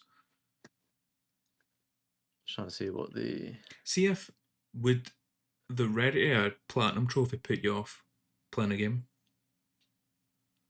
or going for the Platinum then? it would, but it like I feel like it hurts like double A or indie games because you assume they're shovelware. I think that's maybe the butt of my point with What is the percentage. shovelware, mate? Something like you just assume something with a high percentage though. Like the Last of Us, the remaster on PS5 is a 37% uncommon, That just means and it's it's a easy though. Like yeah. it's Look, not like that I know it's difficult. easy, but like obviously it's a fairly high percentage. That's we're agreeing that's a great game, yeah, Yeah. right? But like, say it's still the same great name, but it's just called, I don't know, Zombie Hunter. Same game, really good game, but you just see that and go, Zombie Hunter. Probably a shovelware type, like probably just like an easy But nothingness game. Like the it puts you off. I feel like the reason it's so high though is because of how popular it is as well. Yeah, that's a good point. You got me. Yeah, how popular the game is ties into that. Because mate, even like Bloodborne, like how popular that is, that's 6.9% on PlayStation. On PSNP, it's 22%. It's an uncommon trophy. The What Bloodborne is that Platinum. difficulty? What is that? 8 out of Is that 10. like 8? So if it's uncommon, how's it an 8 out of 10? Because it's a fucking difficult game, bruv. Well, it can't be if it's an uncommon trophy amongst It's people just that are how competing on the. popular it is, mate. How many people have been playing it and enjoyed it so much. It's the same. I don't know. Wouldn't it be could Last of Us because you don't have the difficulty trophies for that one. One that's super high. That's very easy. We Last of Us Like, remastered Platinum Achievers look down on you Part 1. Platinum Achievers. but like, I don't know. Just if I was to see two Souls games, let's say Bloodborne 1 and Bloodborne 2, I don't know how to put this. Like when I look at it from a PlayStation percentage lens, and I see an ultra rare for Bloodborne, or like, well, actually it's now a very rare, but I go, oh, okay, like Souls difficult. But if that was to even on like like even if it was to be bumped up, I go, oh, it can't, like it's not that difficult. Like it's just maybe it's just a good story game or something. I think also the thing with like Souls games is there's like so many cheeses and so many Yeah. guides. I was watching somebody play through, I think it was Demon Souls they were playing, and they were streaming it, and the entire time, this is for people visually watching, their monitor's right in front of them, they're constantly like this, looking at the side, just reading the guide as they're playing it. And I'm like, you're not even playing, you don't even know what your fucking build is, you're just kind of doing as you're told, you're not playing the game. You know what I mean? So I think that's the thing with the Soulsborne games, is there's just so many guides, so many cheeses to make it as easy as possible. Which is what most trophy hunters are doing. They just want to get the platinum, move on to the next one. Whatever that Trophy Troy song was about platinum, make video. Oh, Something like play that. game, get platinum, make video. It was a fucking banging song. Mate, it's a Troy, can you tune. try make us a fucking intro song, please, or some shit? We used to have an intro song. Oh yeah. No, but we need words. We need bars. Clip this shit and put it in there. The Trophy Hoarders podcast. But right, moving on for like the rarity of the trophies. What about Yeah, completion but like, percentage? Do you pay attention to that? Do you give a fuck? oh, what completion percentage? Yeah. Now that you're a backlog Also, king, fixing your or, or percentage. also, right. I listened to Chris's points. I do accept them. They are valid. However, people coming at me in the comments, I'm right and you're wrong. Okay, just know that. PlayStation is the truest source of the truth, and that's what we should be going by. You're comparing yourself with the common man. You shouldn't be, mate. You should be comparing yourself against equal trophy hunters. And sometimes you want to feel better than other people. Listen, I just want to feel good about myself, alright? Exactly that, bro. Exactly that. Sometimes people just want an ego boost, and that's completely Fair fine. enough. Completion percentage. Do I think it's important? Um, I think it depends on your account as well. Like, I don't think it is. Um, and sometimes I think it can be a bit of a shame, when so like I don't know, somebody will make a brand new account and it's a strictly 100% account, and I go, like, kind of like fair enough, but you could have just maybe played it on your original account that tells your entire story, if that makes sense. Like it almost feels like a bit of a phase and a bit of a gimmick at the minute, or like historically, I know the people making 100% accounts, like I don't know, last year or things like that. It's just like just play them on your main profile, pump up those numbers on your main account, because like nobody still really cares. Like if you've got a 100% account, like yeah, it's cool, but then you find with the 100% percent accounts, it's either shovelware or they've only got 5 games. And are those 5 games, like, while it's an impressive to have 100% account, I think it would be a lot cooler if you saw an account that's 15 years old, maybe with near to 100% of good quality games. Yeah, I don't think completion percentage, like, mine isn't particularly high, if that makes sense. It's fun to try and raise it because that's like the trend at the minute, but it just shows people have played a lot of games, and that's what I'm an advocate for, of trying loads of different things and being greedy at the buffet table, and maybe if you like something you'll go back for seconds and clean it up. So you're not going to make fun of my 42% completion. Under 50%, what a loser. No, like, I don't give a fuck. Like, do you know what I mean? Like, my account's awful. Like, I played games and popped trophies and then deleted them to just say that I played the game. Like, that was my weird flex as a kid. Like, I, while it's cool, it still means nothing, you Mm. know? Like, would you rather have 100% completion rate or the Wolfenstein 2 Platinum? I'm sure people would bite your hands off for the Wolf 2 Plat. Do you know what I mean? Depends Like, what's in the 100%. The thing with 100% is, though, yeah. they're always playing it safe. Yeah, and that's a very good point that I wish I said like a few minutes ago. Is like the five, like, it's very safe titles, and while that's fine and cool, and sometimes it's repeated titles that they're doing for the second time as Mm. well. Like, there's nothing truly crazy in there. Like, I That don't would know. be a good video idea, actually. I know John Callum doesn't have his 100%. He's always saying like he'll get to it eventually. But see if it was like I risked my 100% for this one game, and it's like some 10 out of Right. 10. Mate, that'd be like a sick Yeah. video. Yeah, that would be quite good actually. Time to make a backup account. Platinum 2 games. I'm gonna put my account on the line. But yeah, mate, I feel like when they've got a fuck ton of common trophies is kind of the dead giveaway. When it's just like shovelware, like you're just playing the easiest fucking games. Yeah, I think it numbers are numbers, and numbers tell a story, but they don't tell the true story. Um, Seeing a lot of ultra rares is normally a good sign of a well decorated account. Um, and sometimes you do get lists that don't have a lot of ultra rares, but they've still got good games and They're not just playing shovelware what sort more of thing. popular Y- common titles kind of thing, like Spider-Man, Uncharted. Yeah, but more often than not, it is a bit of a risk when reviewing an account and they've got 9,000 common trophies.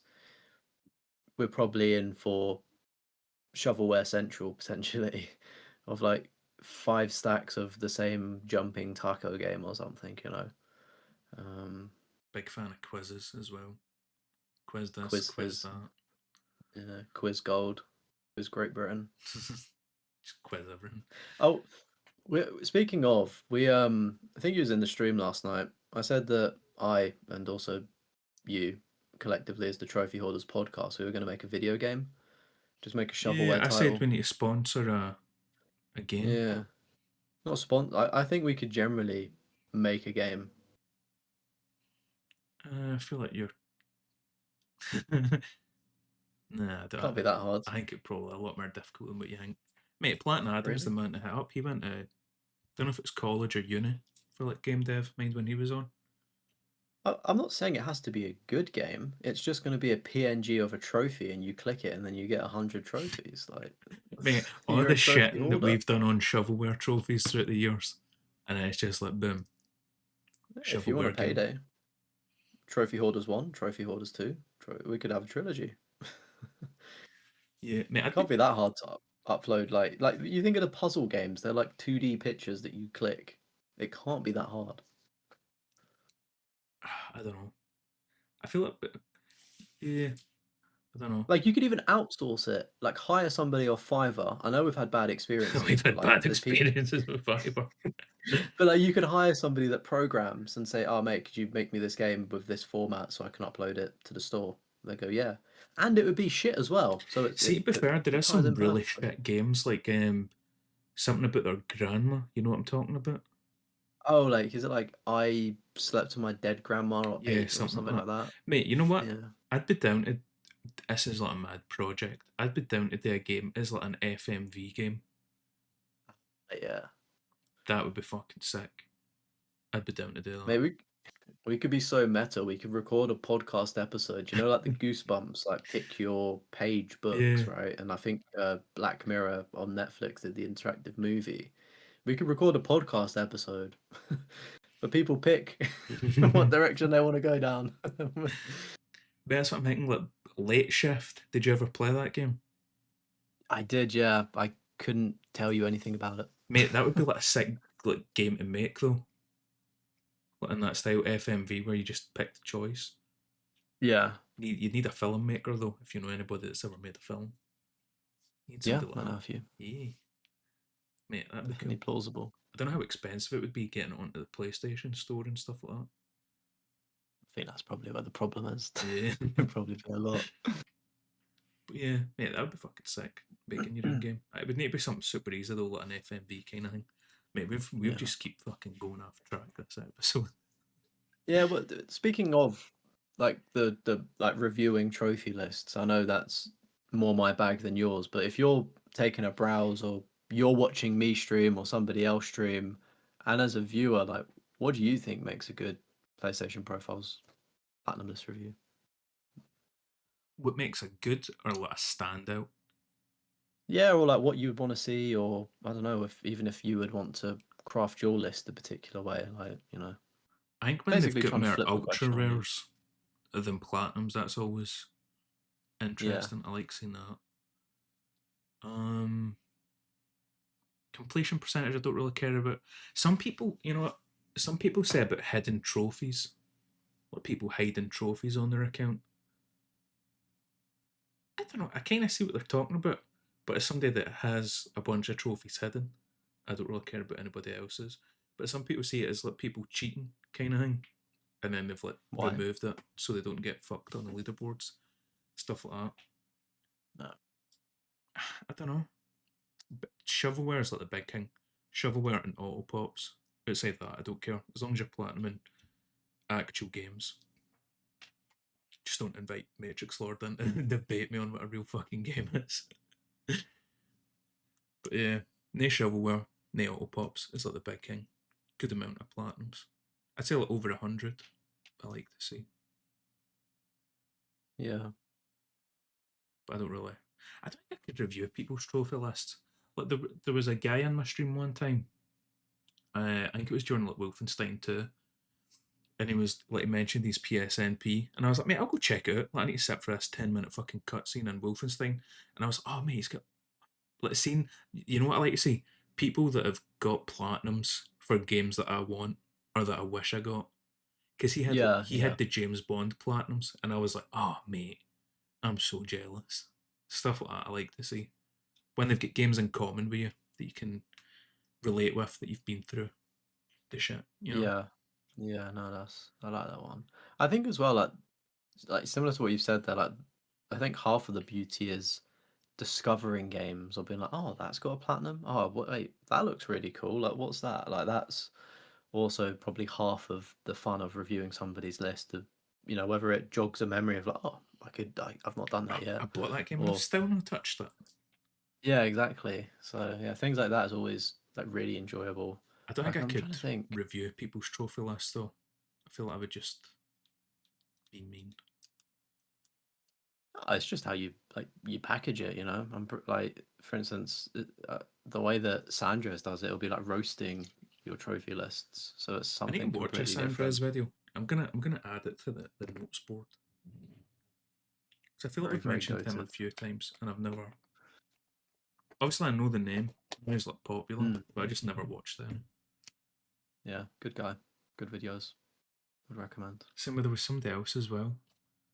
There was somebody that commented on a video and they were like, "Oh, do you watch this guy?" And I was like, "I know the name, but I don't. I've never watched him."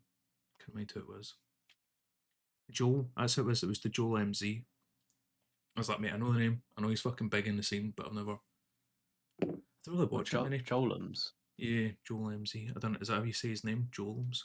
Yeah, But I don't really watch that many trophy hunting videos anymore. I think it's difficult when you're doing it yourself. Mm. Like it's really, and there's so many people that you watch, and then there's so many new people coming onto the scene. It's very hard to keep up with sometimes, but it is nice to go back and like reconnect in like streams, if that makes sense. Because I've not been like I'll sometimes like lurk in like Snam streams, but like 2 years ago or 3 years ago at this point, like I was like religiously watching every single like stream, if that makes sense. Mm. Sort of like as the wind down time, and then just the hours where I would be in bed sleeping and having a stream on, I'm now editing or doing something. So it's like you can't watch people as much. But I was in the other night in one of his streams, and it was good to be home. Yeah, I feel like most of Lovely the to be time I'm home. listening to YouTube videos now instead of actually watching them. Oh Yeah, mate, there was some fucking new channel I discovered that was fucking class. I was tight. I was like, I'll stick a YouTube video on whilst I like clean my room, fucking sort everything. I just stood there and watched that the whole fucking time because I had it on the TV, and it was about this guy keeps like discovering spies, like Russian spies, and it was like how he caught a lassie through her cat. So she was like a Russian spy, moved to Italy, was doing a bunch of shit, then moved I've back heard to that Russia story. and disappeared. And they couldn't find her and they couldn't connect like a link or anything. And then it was through the lassie's cat. That's how we discovered her real identity. And I was, mate, it's fucking class video. Might be a documentary, you know. It's Like, like I a feel like that's 30-minute YouTube video. But this guy yeah, but discovers like a bunch of spies. Like he's done it time and time again. it's great detective work. You should probably be hired by somebody instead of YouTube. Yeah, mate, I'll send you his channel afterwards.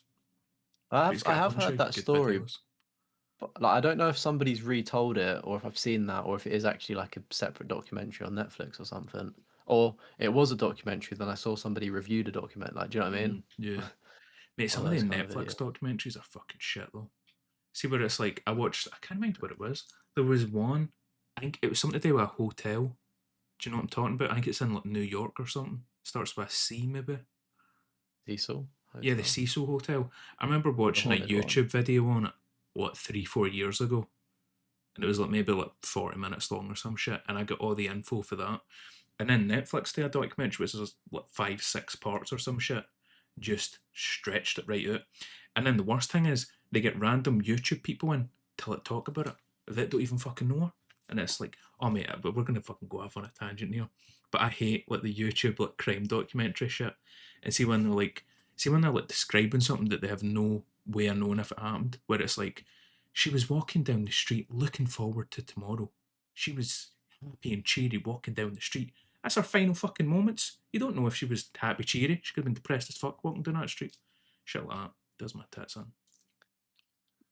Mr. Gigi does very good videos, sort of discussing similar thing. Like, not he'll watch like he'll ask his subscribers for like really bad documentaries, not like shit, as in like really bad, like very awful topics, Mm. like serious, awful, like you can't physically watch them or you'll like things like that. He'll watch like three or four of them and then he'll sort of play a bit of footage if he can without being copyright struck and then talk about like everything. Mm. Like I'd recommend watching him. He's really good. You know, it But was yeah, a random good documentary. I can't remember if it was Channel 4 or Channel 5 in the UK, but after How to Make a Murderer came out on Netflix, they done like a documentary, almost like dissecting that documentary and like how one-sided it was and how that guy actually did kill her and like all the evidence and stuff they never showed in the documentary. We have totally went off topic yet again. that's the sign of a good podcast, isn't it? Yeah, just fucking yapping. But I feel like we covered what you look for in a good trophy list. Yeah, and it might be a little bit too late, but if you are watching and you've made it this far, don't forget to drop a like and drop us a little subscription. We are trying to hit 500 subscribers and we are getting close. So I feel like we need to maybe sprinkle that in a bit more. I think I may have done it at the start. I don't. I But never do it yeah. in videos or podcasts. Subscribe, fuckers. But mate, what you been playing over the last? I don't think we talked about what we played last episode. So even No. We did not. Go as far back as you want, mate. Bro, the problem is if I go that far back and then what I've been up to, it's just crazy. Give me the cliff notes. Give me the highlights of what you've been playing. I'll go through the platinums. Those are like cliff notes. Platinum Resident Evil Village. Cleaned up Gears of War with Merlin doing the campaign. I'm just going to run through these really quick That and was then a we'll good come back to stream. them. You two playing together. I enjoyed that. I want to link up with Merlin again. Like it was so much fun playing with him on Gears of War, and he's just so fucking good. Like you learn so much from an experienced player, especially when you're a noob like me.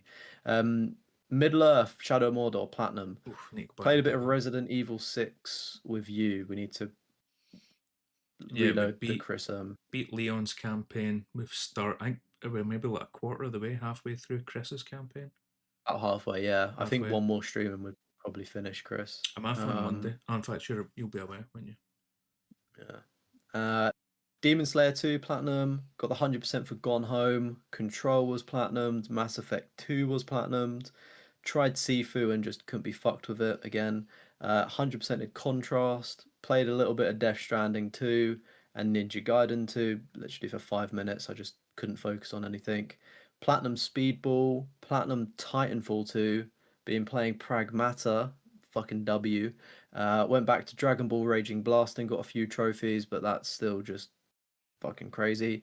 Platinum, Despelite, Paranormal Activity, The Lost Soul, Venba, Crow Country, The Thing, While We Wait Here, and Viewfinder were all of the recent platinums. So that you get any other think. hobbies outside of grinding platinums, mate. I like wanking. That's another hobby. Jesus, mate, you've been putting in a shift. Yeah, I have. Yeah, I'm. My next video is a backlog video. A bunch of those games were from my backlog, and I decided that it would be a really cool idea to do like, I don't know, how many platinums can I get in 10 or 15 days? And that was the kind of time frame window that I was looking at, preferably 15 days. Um, and I wanted to include Resident Evil 8 because that was, I think it's a great game to include, but I stretched it out, unfortunately. So it took me like 11 days because I was just fucking about in between to get the Resident Evil 8 Platinum. And I was like, well, if I'm doing a challenge and I want to include it, I'm going to need to start from when I popped the first trophy, which turns out that it gave me a 30-day window. So 30 Platinums in 30 days.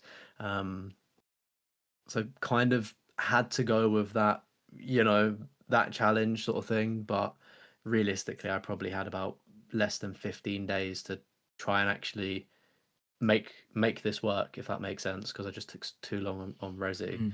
I think it's a good idea though, like the 30 plats in 30 days that everybody's done, the backlog videos that are popping off, choom, peanut butter, jelly sandwich, sorted.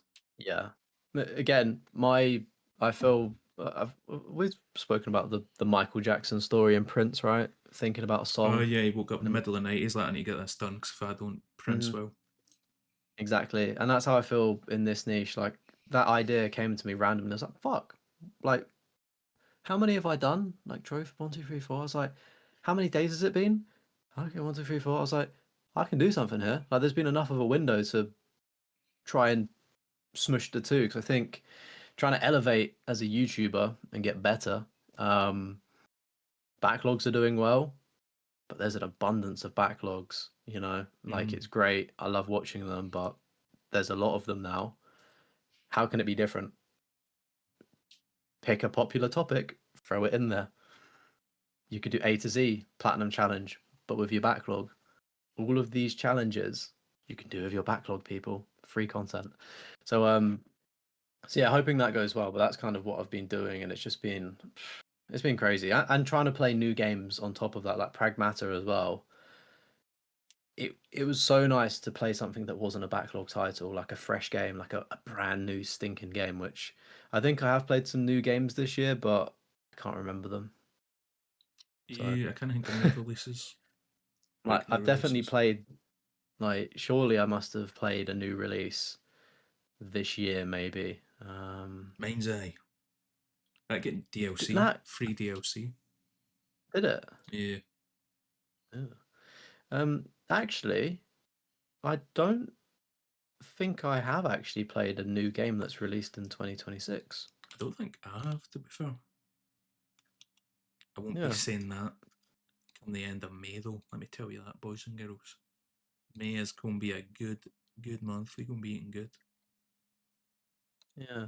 So yeah, no, Pragmata is like my first new release, and I'm actually really happy with that. To be fair, like I've gone 4 months strong of not buying a new game at launch Yeah, I just and gimped actually my tackling the trophy list. I've backlog. not played a new release this year. Yeah. So yeah. Any questions? There's a couple 100% in there as well, which was um quite interesting to do. I think contrast the 100% for that. I'm a lot of games I played when I was younger. I played them because I was probably bored and had nothing else to play, and Contrast was one of them. And I get why I stopped. It was like a platformer, kind of confusing, but I'm glad I left it and came back to it with a fully developed frontal lobe because it was really good. I was like, wow, I just wouldn't have appreciated this 10 years ago. Like, very similar to The Wolf Among Us. Wouldn't have appreciated that back then, but I do now. Mm. So, yeah, it was like really interesting. I mean, the game's been out for a while, so I don't know if to spoil it or not, but Mate, I think we got that on PS Plus either the yeah. first or second month of the PS4's life cycle. Yeah, it's like a noir game, so it's in like that kind of that gritty It's in like style. France or some shit, in I don't know where it is. It might be, to be fair, yeah. And like this girl's trying to keep her family, like her mum and dad, together, and as children do, they have wild imaginations and things that might help keep the family together. And you're like manipulating shadows, so like you're walking, and then there's like a shadow on the wall, then you teleport into the wall, and It's then you're like walking across the wall to jump up. it goes for like third person to then you jump into the shadow and it turns like 2D, if I remember right. Yeah, Yeah. yeah. Yeah. So that was like a notable 100%, and I don't clown 100%, but I don't think I appreciate them enough. And this has just been another good lesson of there are some really good 100% out there. Um, and yeah, I mean, there's quite a few. I say ultra rares loosely. Obviously, we don't count my silly PlayStation ultra rares. That's the lights gone off. Whoops, lights on. Titanfall 2, by the Oh way. yeah, you done the thing. I can't believe I did that. Like, when the video comes out, we will see. I was physically sweating from motion sickness. Like that's it wasn't even hot for context. Like it was a nice day, but it wasn't hot like summer. Like I was dripping in sweat like it was 30-degree heat sort of thing. Like it was I've never had anything like it. It like I say this and I mean it. I think the top three, getting the top three in the gauntlet on Titanfall 2 is probably the hardest FPS singular trophy for like a challenge run ever. I don't think I've ever done anything more difficult than that. I kind of think I don't know off the top of my head. I don't think it was that difficult for what I remember. Like, I think it took me like an hour or something to try and like get it. Like just I'd say that's repetition. probably like about how much it took me all in all, probably about an hour as well. Yeah. But I just feel like the Call of Duty ones are a little bit quicker and a little bit easier to do. And maybe it's because I don't feel sick doing Call of Duty. But like the pit isn't hard, Yeah, the the pit or SSD male isn't high club, hard. stuff like that. It's not Well, that difficult. yeah, like you can probably wrap that in about 20 minutes, 30 minutes. Yeah, I'm I struggling don't to think know. of like FPS trophies that are difficult off the top of my head. There might be some, but then I've probably not played them, sort of Mm. thing. So I've only done like the mainstream ones. But honestly, yeah, that was such an accomplishment to do because I really enjoyed Titanfall 2. Like I played it whenever it came to Plus in 2019 or whatnot. Multiplayer was fun. The campaign was like fun and quite compelling. Um, and yeah, like surprisingly, I didn't feel sick doing the campaign and stuff. It was just that gauntlet run. It's So weird. I knew I literally needed collectibles and the hardest difficulty and a few miscellaneous trophies. But I was like, I'm never going to earn those trophies until I can do the gauntlet because that's a platinum killer for me. Mm. You know, like what's the point of having 90% if you can't wrap it up to 100? So that was the first thing I did, and fuck yeah, I Yeah, did I'm it, always the boys. same. I always do like the hardest trophies, so I know I can Mm, actually get the platinum instead of doing everything, saving the hardest to last, and then just getting frustrated at the fact that I can't get it and I've wasted all my time yeah. and hit the roadblock at the No. end. That paranormal activity game as well, that VR one that was patched to do PS4. Are you gonna do it Yeah, yeah, I'll do it eventually. Eventually, mate, I was eventually? actually um on one of my streams. Ah, apologise because I can't remember your name. They listen to the podcast. They're in I think it's Ash. They're in Merlin's stream a lot. They'd mentioned they were like, oh yeah, I remember in one of the episodes you mentioned you bought your PSVR, and then the very next episode you're like, that's it, I went in the loft. So mate, I've dug it out. It's now in my hang me here, my closet. So I might pull out the VR at some point soon and get some use out of it. Yeah. I definitely recommend playing the paranormal activity in VR because it's like, well, you can do it with a controller. It feels so balked because like you can see the hands in front of you. Like it's Mm. just very frustrating, like most VR games are, and like the horror on it is quite good. Like it got me a few times, and I'm thinking if you do that in VR, you probably might poop your pants. So Yeah, mate, I don't know. There's got to be people that have done like VR platinums, aren't there? A platinum Resident Evil 7 in VR or some shit. Yeah. yeah, there's people that sleep in them. Have you seen it? Like I slept in Skyrim. Here's what happened No. in VR. Yeah, fuck um, that. do you want me to go through the talk about things, or you just want to move on? Yeah, whatever your like favourite standout games were. I don't think we need to go for every single fucking game in detail, but Oh, but I love your them all so your much. highlights, Um, the ones that felt yeah, noble to talk about. I did that Venba game, and that was actually that brought a tear to my eye, and I'm not Ven afraid to admit it. Venva? Venba, yeah. Never heard of It's it's not a long platinum. It came to PlayStation Plus recently, and I could be wrong here, but I think it's. Do you know how Sony had like the teams, like the development teams from like India and things like that, and they made their game, and it was like on one of the showcases. I think it that might have come from there, it. from that like Can't think. project. But anyway, it's um it's about an Indian family that migrate over to Canada, and it's like a cooking game. So it's telling the story of like the recipes that have been passed down, and you're like cooking and making the food. But then there's obviously like the subplot that's running alongside of it, of like the struggles that they're going through as a family. Like, you know, like the mum's a teacher, she's trying to get a job and things like that, and she can't get a teaching role, and the dad's busting his ass trying to, you know, keep a roof over their heads and things like that. And there's obviously that's happening in the background. You got your cooking stuff, um, and they have a little boy eventually, and he grows up, but he starts becoming very detached with his like his culture. You know, Mm. he's you know he doesn't care for the wonderful meals that you know that have been cooked at home, and he's I guess adapting to the new climate of Canada that he's living in.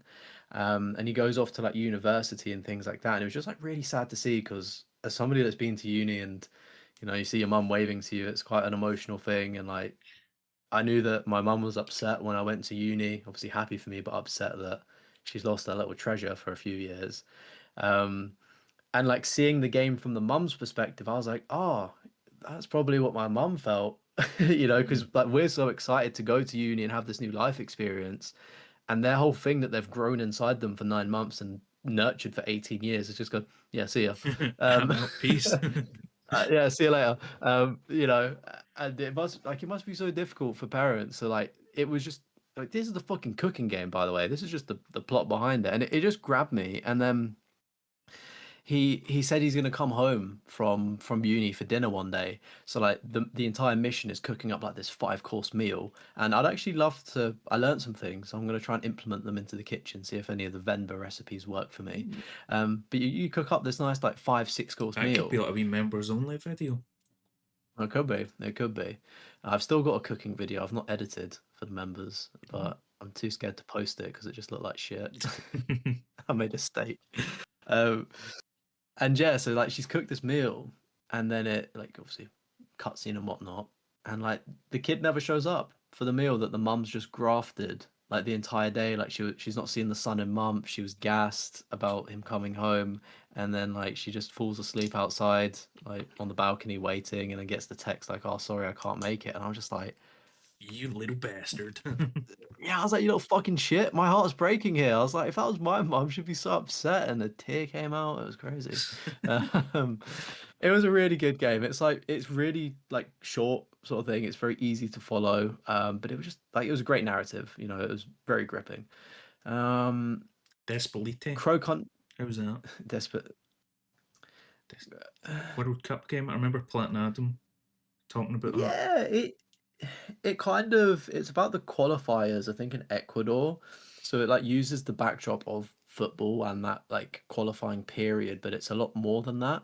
It's very interesting, but I think as a kind of journey and also platinum, it was just a bit too long for me. I was like, kind of cool concept, but it's like you're I don't know, it's like the mum goes, "Oh, go away, go and play outside with your friends," and it's like, "Be back here by 6:30," and it's like 4 o'clock, so you've got to kill 2.5 hours in game, and it's like you can only do so much, and you're just like waiting around for the game to progress, Mm-hmm. if that makes sense. So it was okay, it was interesting, but meh Yeah. like to me overall. Yeah, I didn't really vibe with That it, could have been a and wee video. I platinumed this World Cup game.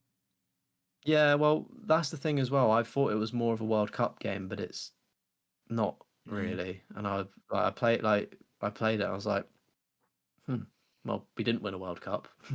You play a qualifying match. It's more about like the story behind it. Alright. I just didn't really get grabbed by it.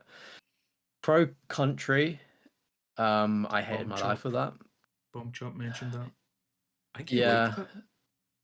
it was kind of like interesting, but I was just really fucking shit at it. Like it was a skill issue, and I just feel like if you're not doing well at something, you're not inclined to like it. I think it's old Um, school like Resident Evil style though, innit? I feel like also but you're yeah, playing it trying to like rush through it to get the platinum to move on to the next game is part of the challenge. yeah, that is definitely an issue, but I don't think I would have played it naturally anyway. Mm. Like if I'm playing it to get the platinum. Like if I played it and left it, I would never go back to it if that makes sense. So then I wouldn't play it. So the only way to play it is to get the platinum, and it's like yeah, yeah, like I did rush through it, But you would but have I just played it wasn't with a very guide regardless. yeah. So that was the only way I was gonna do it. Because it was like kind of interesting, but not like a top one for me. Because I had the thought of I don't really work well with older style games like PS1, tank controls, things like that. And like, do you know when like in those older games where you shoot and it's kind of like I don't know, it's like the aiming's really weird because it's so far away, like you can't Mm. actually aim onto something. It was just I don't have an affinity to that period of time that it's based on. I had a feeling I might struggle with the controls and whatnot, and I did. Yeah, it was cool. It had its moments, but not ultimately for me. What was for me though, The Thing, that was pretty groovy. Oh, did you like it? Yeah, I liked that, especially the ending as well, mate. That was Oh, the helicopter. Yeah, mate, that's cool when McCready shows up at the end. yeah, I was like, fuck yeah. Didn't you say as well that the guy that made it was like the did he say something about the game? Like he considers that to be canon or something? Yeah, so John Carpenter's in the game. He's the old guy that you rescue from like the underground facility. If you remember that, he's in like the Mm, cells. yeah. And when so that came out before the thing. Oh, fuck. So you had like the thing, the movie, which was like fucking whenever it was, like 60s or some shit back in the day. Then they done the game, which was like 2002, and then I think in 2011 they done the thing, the movie, but it was like a prequel to what happens in the thing. Mate, both movies are called the thing as a fucking pain, but it's Confusing. the one for 2011 is a prequel to what happens to the OG, and that came out Right. after the game. So when the game came out, he was like, "This is what happens afterwards. This is the answers to what happens with Childs and McCready." I probably done a horrible job explaining that, but mate, it's a fucking And pain. They're also both called the thing, the video game's also called The Thing, if and the that's not video game's confusing called enough. the thing. But Yeah, no, that was a really enjoyable one to do. So yeah, that was good stuff. While we wait here, quite a easy high percentage platinum, but I've never even had some heard that. interesting ideas. It was like it looks kind of fucky. Excuse me, like graphically it's like not there, but it's almost about the story and it's kind of like how do I put it? Like something's happened in a different timeline, but it's almost like merging into the timeline. So you're seeing shit that's happened on a different, like almost like a hallucination. I can't explain it. I'd just recommend that you play it for yourselves because it's just an interesting narrative. Mm, And then Viewfinder as well. I thought that was really fucking cool. Like how that game works. It reminded me very much like Etherborn, the way that like the map flips and it's so dynamic and they must have been on LSD when they made it because I don't know how they worked out how yeah, to there even was design a game like one that. puzzle It I was remember getting stuck on, and I can't even mind what it. I think it's like the battery. When you get too close to it, like becomes one with a pillar. So you need to like take a picture of it and then flip it upside down for the battery to drop or some oh shit. yeah, the drop. Oh mate, it was fucking mental. It was a good game. I think I had to Yeah. use a guide for that, and then one of like the bonus like side mission kind of things. One of them as well. But mate, it's like I know you were obviously running through it, just trying to get the platinum before the time for the challenge ended.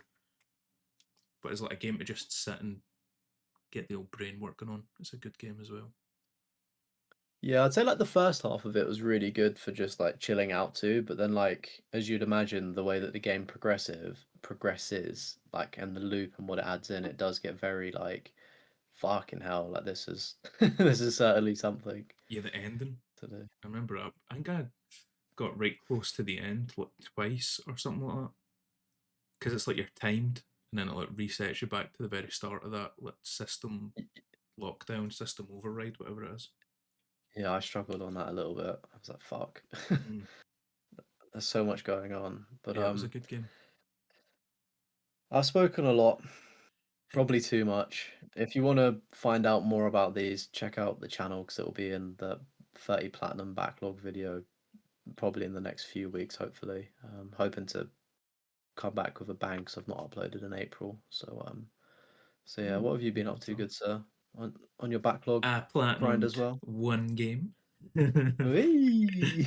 A platinum Kursk, which is a game. So the original idea was I was going to do the backlog video for the nukes, and then somebody threatened to blow up another country, and I was like, this is a bit real. Maybe save this for another time. So I was like, I'll do like a spy backlog kind of thing, and that's what Kursk is. Holy shit, mate!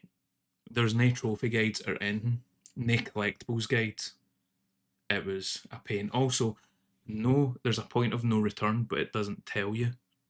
So, mate, I'd got like 21 out of 24 collectibles, hit the point of no return, and now I need to do a full other playthrough again. I think I took 4 playthroughs to beat the game. It was horrible. Another thing when making a platinum trophy list is tell us if it's the point of no Yes, mate, I didn't fucking even think of return. that. I thought we spoke about that, but I guess it's so obvious, you know. Yeah. So mate, I was gonna do the spy backlog, but that's gonna take way too much time. I don't think I would get it out in May, so I'm just gonna scrap it because I was gonna do Alpha Protocol, which is a 40-hour platinum, because I feel like you need like 2 minimum for a backlog video. 3's like the sweet spot. Alpha Protocol's 40-hour platinum. Phantom Doctrine is a 50-hour platinum. Invisible Ink is a 75-hour platinum, and that's like using the guides. So I wouldn't play it through blind. This would be full on with the guide, which also I don't want to do. But I was like, mate, see like the time I'm gonna have to sink to platinum these games, script and edit. Like, there's no chance I get it done in time. But because I've got the footage for Kursk, I am the slowest achiever to get the platinum because I started it so long ago. So it's like I think it's like 3 years, 7 months is what I'm at. No, that's an achievement. Yeah, because I think at the start of the year I mentioned like doing the opposite of a speed run, doing like a slow run, try Yeah. and get slowest achiever. but I don't know how I would like title it in a video. So yeah, mate, I'm last place for fastest achievers at 3 years, 7 months. The next guy is 1 year, 1 month. So I'm like, let's save that footage and turn it into a video, or did I just Yeah, I think you do got something something there. else? I'm not sure. I'll see. Um, beat Atomfall. Played it on stream at the start. Didn't really like it. I think open world RPGs is like something to stream. Isn't it the best idea? Because you like try to force yourself to like talk, and it's kind of in like boring situations, if you know what I mean. Yeah. But just playing it offline, mate, I fucking loved it. I was proper getting into it. For anybody that's curious, I took the collar ending because there's like six different endings. You need to do them all for the platinum, but it's one of the ones you can like progress super far in each person's story, make a save, then like pick the endings. So it's not that bad. But because when you come out the whatever it is, like the shelter or something, there's like a phone box, your OG phone box, ringing. So you walk up to it, answer it, and the guy's like, destroy Oberon. And I was like, fuck knows who Oberon is, but alright. First person I meet, I'm like, mate, who's the guy on the phone? And the guy's like, the phone lines have been cut for 4 years. There's nobody on that phone. And I'm like, oh, maybe guy's a psycho. Like, I'm just going to fully lock in, go with the psycho storyline. But Yeah.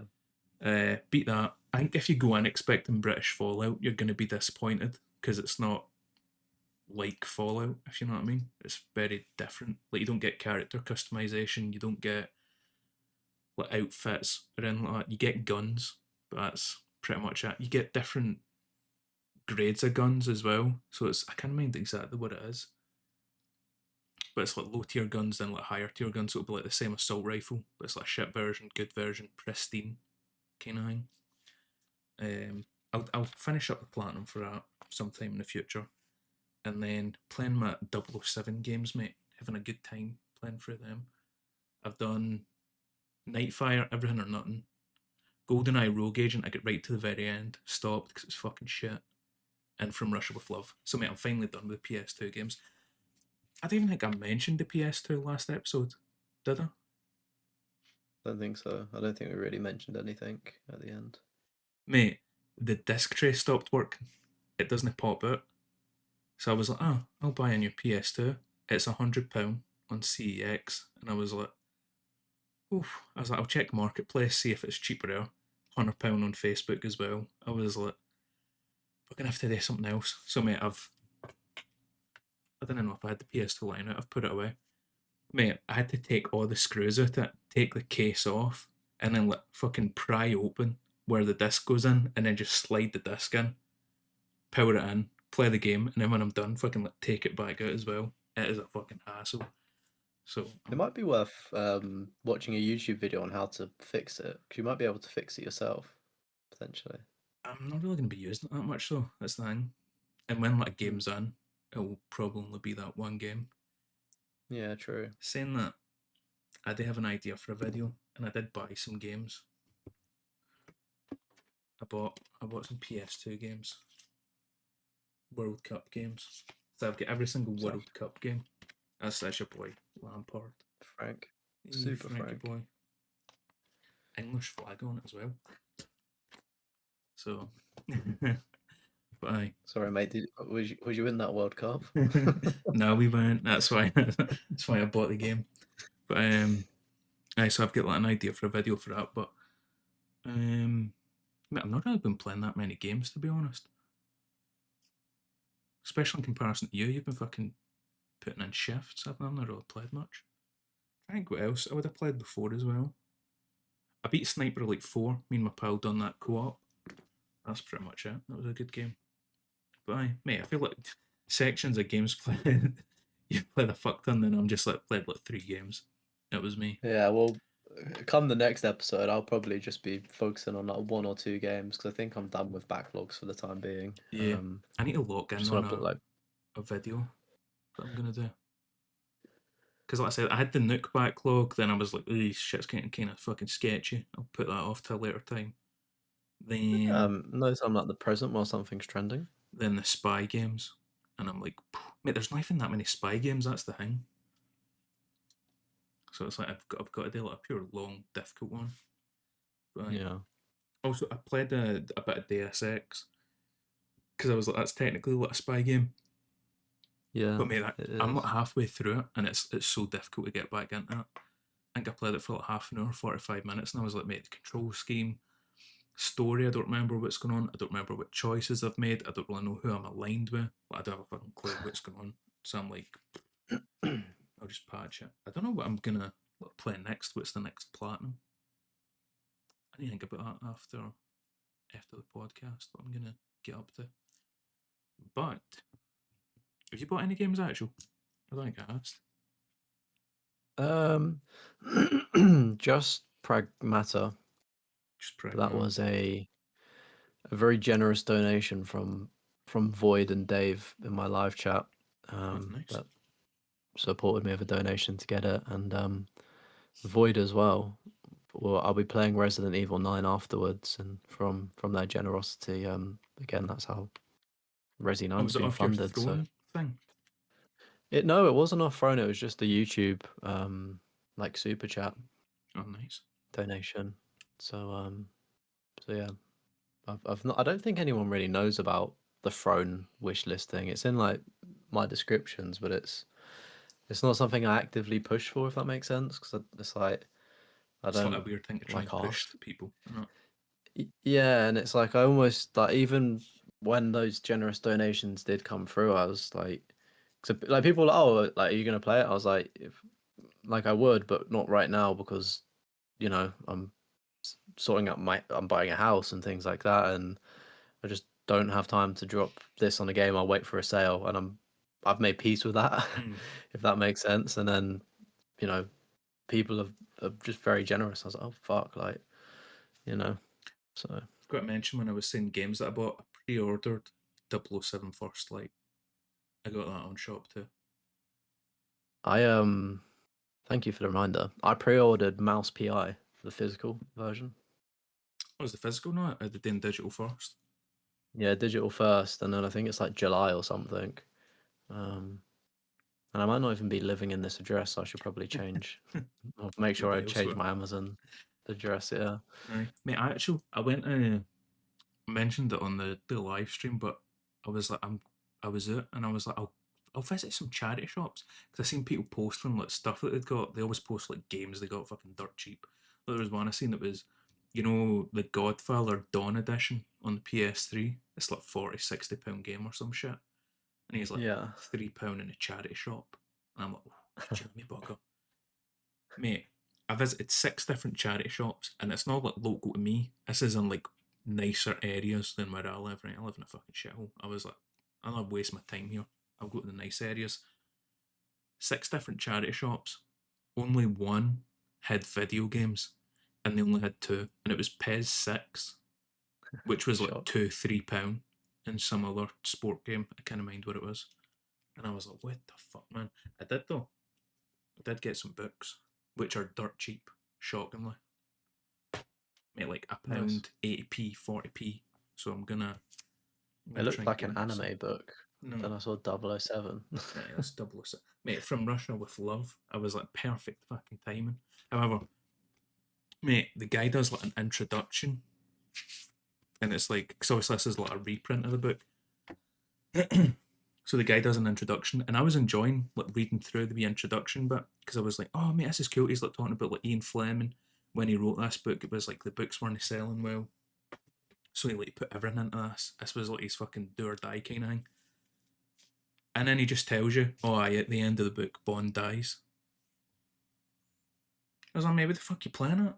I was like, mate, you got a fucking bell end. Like, let me That's fucking. actually hilarious. And he goes, riddled with self doubt, he worried that the book wasn't blah blah blah blah blah. He decided he was going to kill off his creation, and in the final scene of the book, Bond is stabbed by one of Rosa Kleff's famous knife tipped shoes, and he falls to the wine red floor, fatally poisoned. Cheers, mate. Thank you for that. So, Is that how the movie ends as well? It sounds like a no, shit that's ending. not how the movie ends. The Yeah, I movie was gonna ends say. with, oh, I forget her name, the Russian lassie shooting her boss who tried to kill Bond. Do you know what though? if his books weren't selling, I feel like that's just such a typical trope. Like, oh yeah, we'll just kill off the main character. Hope it does well. It's like I'm not doing very well on YouTube, guys. I'm quitting YouTube. Aye. Mate, there was another thing as well when I was reading like the fucking introduction thing. Blah blah blah blah. I can't even fucking find where it is. It says it was only like 3 pages of this fucking thing, but he says like Bond doesn't even appear for like the first half of the book, and I was like, mate, you want to just fucking tell me everything that happens in the book in like 3 sentences? Save me for reading Mate, the it fucking sounds like thing. yeah, it sounds like you read the Cliff Notes. Fucking knob. But aye, mate, went through a bunch of charity shops. I was like, I'll find some cheap games, hopefully get lucky. No, ended up with some fucking books. That's what I ended up with. Yeah, it's very few and far between. I don't think like that like as a casual, maybe we pop in. There's people that do this like full time, Oh just yeah, what, literally sell it on like eBay and shit. hunting. Yeah, like you're never gonna find anything good, is what I've learned. And if you do, it is literally just Pez Yeah, or I feel that's FIFA. probably people that work in the charity shops. They're like, oh, yoink, take that, Yeah. sell it on Well, a eBay. lot of it as well is with charity shops. If they know that something fetches a penny, they put it on auctions. So on eBay, like use the British Heart Foundation charity, for example, they've got an eBay page. So all of the things that they think might be expensive or worth money is they would put on that eBay page. That Mm, makes sense for yeah, people to bid on. but aye. Mate, do you want to go into news and then we'll wrap up? I thought we've had a good. Yeah, I'm you know me, I'm not You don't not worry, really the we'll newsman, speed so run this, mate. I I, just feel like there was so much interesting stuff going on. Antfall getting its own TV show, winner of the Best British Game at the BAFTAs Award, and it's getting made by Two Brothers Pictures, which there's like a bunch of TV shows they made, but Fleabag was the only one that I'd heard of, and even then I never watched it. I don't know if you've heard I of will it. just say not every video game needs a fucking TV show or movie. See, when I was Let's playing stop with through it this. though, I was like, this would be sick for a TV show. I was, because Really? it's in, I think Just play the it's game. in the 60s or something like that, and it's when like a nuclear reactor explodes. It, mate, it's like based off a real thing that happened in England. I think it's in the Lake District, and I was like, mate, this would Okay. be fucking sick for like a TV show. But Metro 2039 get announced, and it's coming out this winter. Mate, also I noticed a bunch of games have started announcing release dates, which makes me think people must know GTA 6's release date. Yeah, I tweeted probably about a month ago when they confirmed Wolverine coming out in September. Because Sony are in bed with Rockstar, and Mm. a lot of the promotion is on PlayStation for GTA 6. Essentially, as soon as Wolverine was locked in, like before that November window, it pretty much definitely confirmed that GTA 6 is on track for release this year. Yeah, Like, if we didn't get the Wolverine announcement, it sounds like a weird conspiracy. Like, if we didn't get it, then there was a chance. Like, they needed to plan all of their marketing. Now that Wolverine's confirmed, GTA is on track, baby. yeah. So that got announced for this winter, uh, and you're not playing as Artyom, which is interesting, and it's set after Exodus. Mate, this one fucking pissed me off. UFC 6 get announced, and it's coming out in June. You know how it get announced? A fucking tweet. A tweet. I was like, mate, you just play like a trailer or something during one of the events. But UFC's went proper downhill in the last few years, so I'll buy it, Yeah. but not at launch. Did you Uh, get a playtest invite? what I done? Did you? I don't know if we can speak about it. Yeah. Moving on. Alien Isolation 2. The teaser trailer came out, and it looks like it's on a colony, Yeah. which will be kind of cool. Some people were saying, I can't remember what the planet's called. It's like Heaven's Hope, Haven's Hope, some shit like that. You know where Aliens takes place. They were Yeah. like, it'd be sick if it was set there, and it's like set right before the film takes place.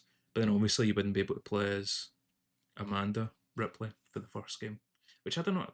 I never finished the first game. I need to go back and get it done. But how does that end? Does that end setting up the next game, or do you think her story's kind of done? We don't need to see her again. um, it ends with her floating in space. So unless she gets scooped up, I don't really think. Right, so she's probably finito, finished. Yeah, like You could do it like set on the same place, linking into the Aliens movie, and then just never have her in it. Or if she does be in it, maybe she gets picked up off a ship or something. Patrol. I don't know, Mm. but yeah, I don't I think still it will need to be play about that. her.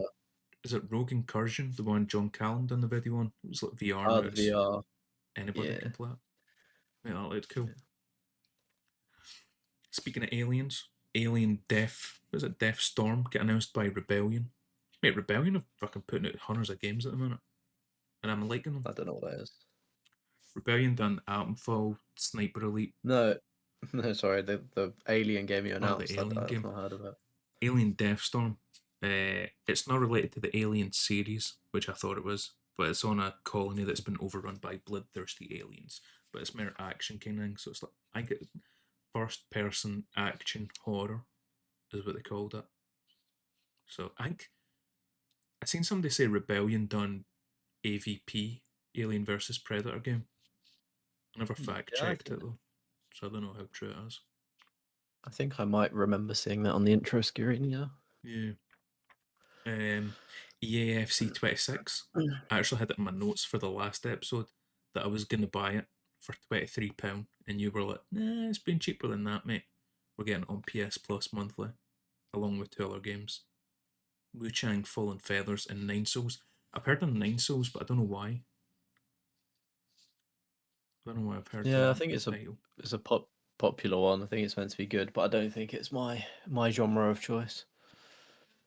Star Wars Galactic Racer got its release date October 6th, and it gets made by the people that made Burnout as well. So, mate, that's even fucking cooler. That'll be sick. Oh, the big one, Sony DRM, the 30-day thing. Mate, that is a mess. But then Sony have come out and said it's to do with people were exploiting refunds. Mate, I didn't know fucking Sony handed out refunds. As soon as I download the game, I lose like my right to a refund. So I was like, I'd love to know what exploit people were pulling to fucking get They that done. were pulling out is it a CMOS battery? They were pulling out some component inside to like the thing that has the date in, right? Mm. Or something. And by not having that in, I guess tricked the PlayStation to thinking that they'd never played the game or something to get the refund, but then they'd keep it. But, So like quite a nasty exploit. but the thing is, I'm pretty sure when you download the game, you lose the right to a refund with Sony. Like you don't even need to play the game. As soon as you download it, you've lost. Yeah, I mean, maybe if you fight it, maybe they let you refund it as long as you don't boot it up. I'm unsure. I mean, as you said, it's news to me that people found a way to get refunds, I but mean, the there fact must be Sony some were handing method. out refunds is fucking insane to me. They want to really lock that shit down. And then my Xbox has been doing well. It's looking good for Xbox fans at the minute. Yeah, they might be back. Just on that Sony thing, like I know it was a mess, but I feel like people just love drama, and they were just like, I don't know, just I taking think it it was and running also with it. Sony never commented on it for like a week or some shit. Yeah, which is like fair enough. Like they didn't comment, but like everyone was just running their mouths about stuff, and I was like, just wait for Sony to say something. Like people were going to AI chatbots asking it, "What does this mean?" And Mate, it's that a was so fucking funny. chatbot. It's not. Do you know what I mean? It's not going to give you an answer. It's not a Sony rep. Like just wait. Like it doesn't look good, but I'm sure when they explain what's going on, it's probably going to make sense. And I don't think it actually really affects anybody. Like we all thankfully live in a world with Wi-Fi, and I think the news that was confirmed as of like the 30th of April, like the recent actual update, is after that 30-day period, you don't need to restore the Yeah, it licenses doesn't again. keep checking if you've got a license Yeah, every 30 days. It checks it 30 days after purchase, and then after then it becomes a permanent, and it never checks yeah, again. to prevent that refund thing. So it's again, people just got their boxes in a twist Mm. for a week, had a meltdown, and yeah. But Xbox, it's looking good for them. Dropping Yeah, the price of Game Pass, like drop the it's price. they could be cooking. Yeah, drop the price of Xbox Game Pass Ultimate by £6 to £17 a month. Also drop the price of PC Game Pass to £11. No more Call of Duty on day one, which I'm surprised there were going to be a Call of Duty on day one anyway. but it's now going to become a year after is when that Okay. one will get put on Game Pass, which I think is fairly reasonable. And it seems so stupid to me as well, where it was like, we're going to buy Activision, get the fucking licenses for Call of Duty, own it, all that shit, but you don't need to ever buy Call of Duty again. It's just on Game Pass. I was like, you're leaving so much money on the table by doing that. It is ridiculous.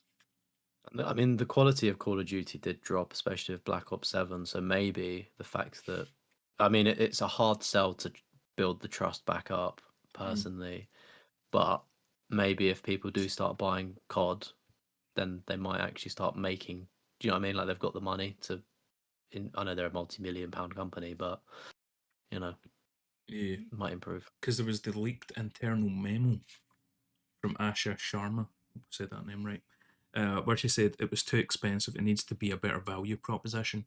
Which, mate, she's been on the job like a fucking month or something, noticing problems, fixing them. But more can you fucking ask for? Yeah. And then there was talk about bringing like exclusivities back, flirting with that idea, which I think is a W if they Yeah, do so. Because I know when we've had like Merlin on and stuff, there's no real reason to stay committed to Xbox. So it would be nice to see them have their exclusives, yeah. They're reevaluating, permanently. bringing back exclusivity, and they ended the "This is an Xbox" adverts. That's totally gone. Microsoft Gaming or something. They've renamed it back to Xbox. Okay, yeah. The new So it's logo more, looks fucking sick as well.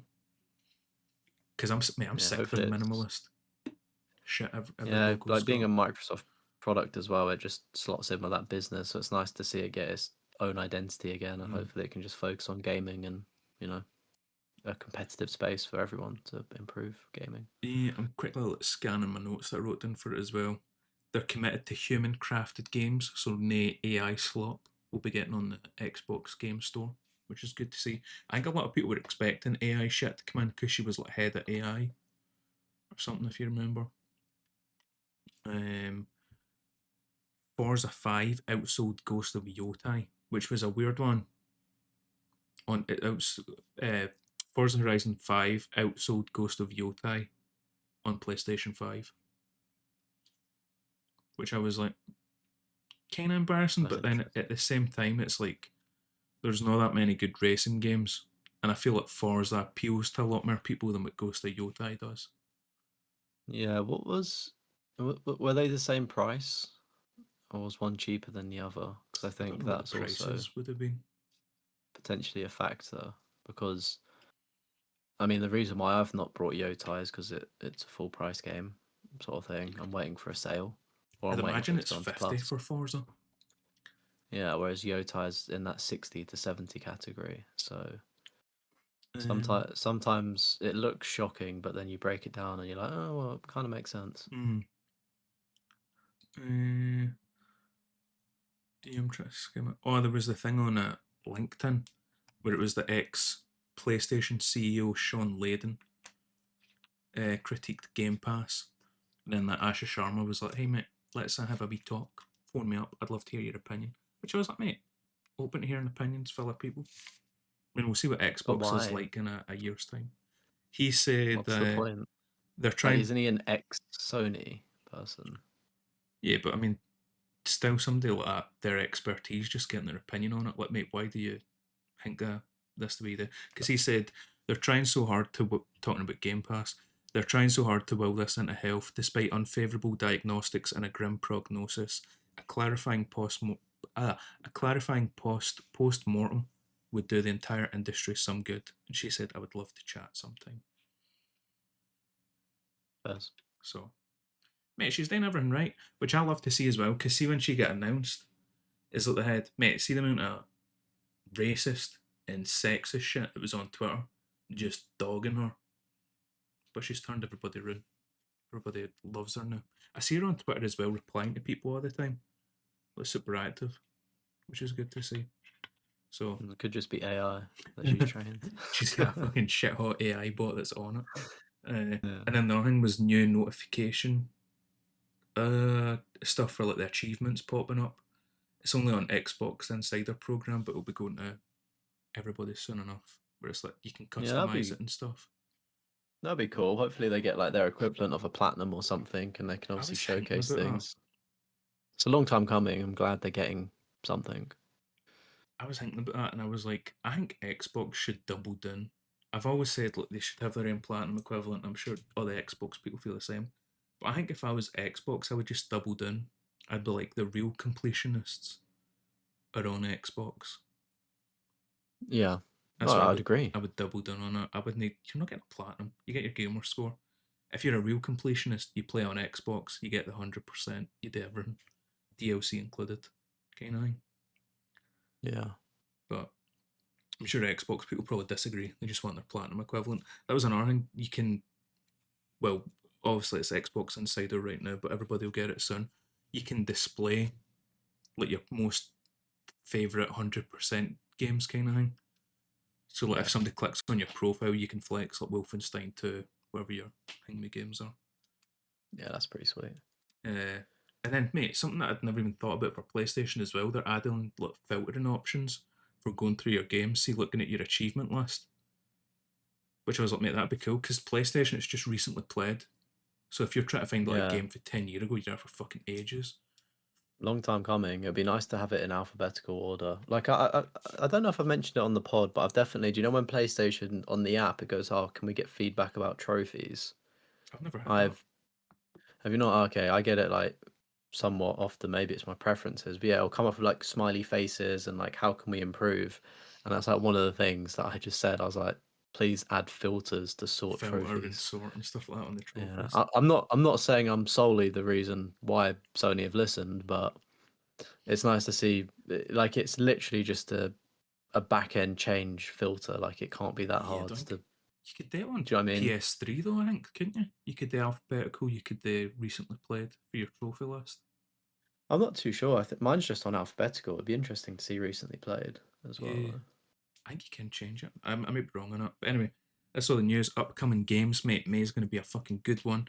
Directive 8020, which is by Supermassive. That's people that done The Quarry, Dark Picture Games. Oh, they did the Until Dawn as well. There's another like big game, but you know what type of shit they do? It's going to be a sci-fi horror. I think it'll be cool. This one I wrote down just for you, mate. Coffee Talk Tokyo. Hmm. Did you like the Coffee Talk games? Never actually played them. Oh, mate, I thought you played. Did you buy them? I brought them and then never played them because I was leaving them for a 30 platinums and 30-day challenge because I was like, these are a great game to fill a slot. And I had it downloaded on my console today to hope to knock out Coffee Talk 1, but it was at the bottom of the pile, so I never actually got to it because I ran out of time. Oof, So mate, that could be a quick, easy video you knock out then. It comes out the 21st. Coffee yeah, Talk Tokyo. potentially. Or maybe stream it. Tie it in with that. Yeah, maybe. That could be your play. Lego Batman comes out as well. And the big one for me, 007 First Light. Mate, I'm fucking buzzing. I'm looking forward to it. And then on PC, Zero Parades for Dead Spies and Thick as Thieves. That's all the games coming out in May. Mate, I think it's going to be a good month. April was good. May's gonna be good. We're eating right now. What a time to be alive. Yeah. Finally, time to buy some new releases. But mate, good games, good episode. Closing statements, we'll say. And what you got coming up? 30 backlog platinums in 30 days coming to the channel soon. It's going to be a movie. Get your popcorn, get your snacks, get your family around the TV. Hope you enjoy. That won't be it for the next episode, will it? Never say never. Never I say work never. quickly. Good Um, stuff. yeah. I reckon it'll take me like maybe 2 to 3 weeks to produce it, so it could be by the next episode or maybe just after that one, but we'll see. Nice. I'm focused on making a good quality video instead of just churning something out, you know. Yeah, try to hit a deadline. Yeah. Yeah, I don't even. I've not really got any videos planned. May, I'm still doing the streams every weekend to get the James Bond games done. I'll I'll probably rank every single Bond game the week First Light comes out.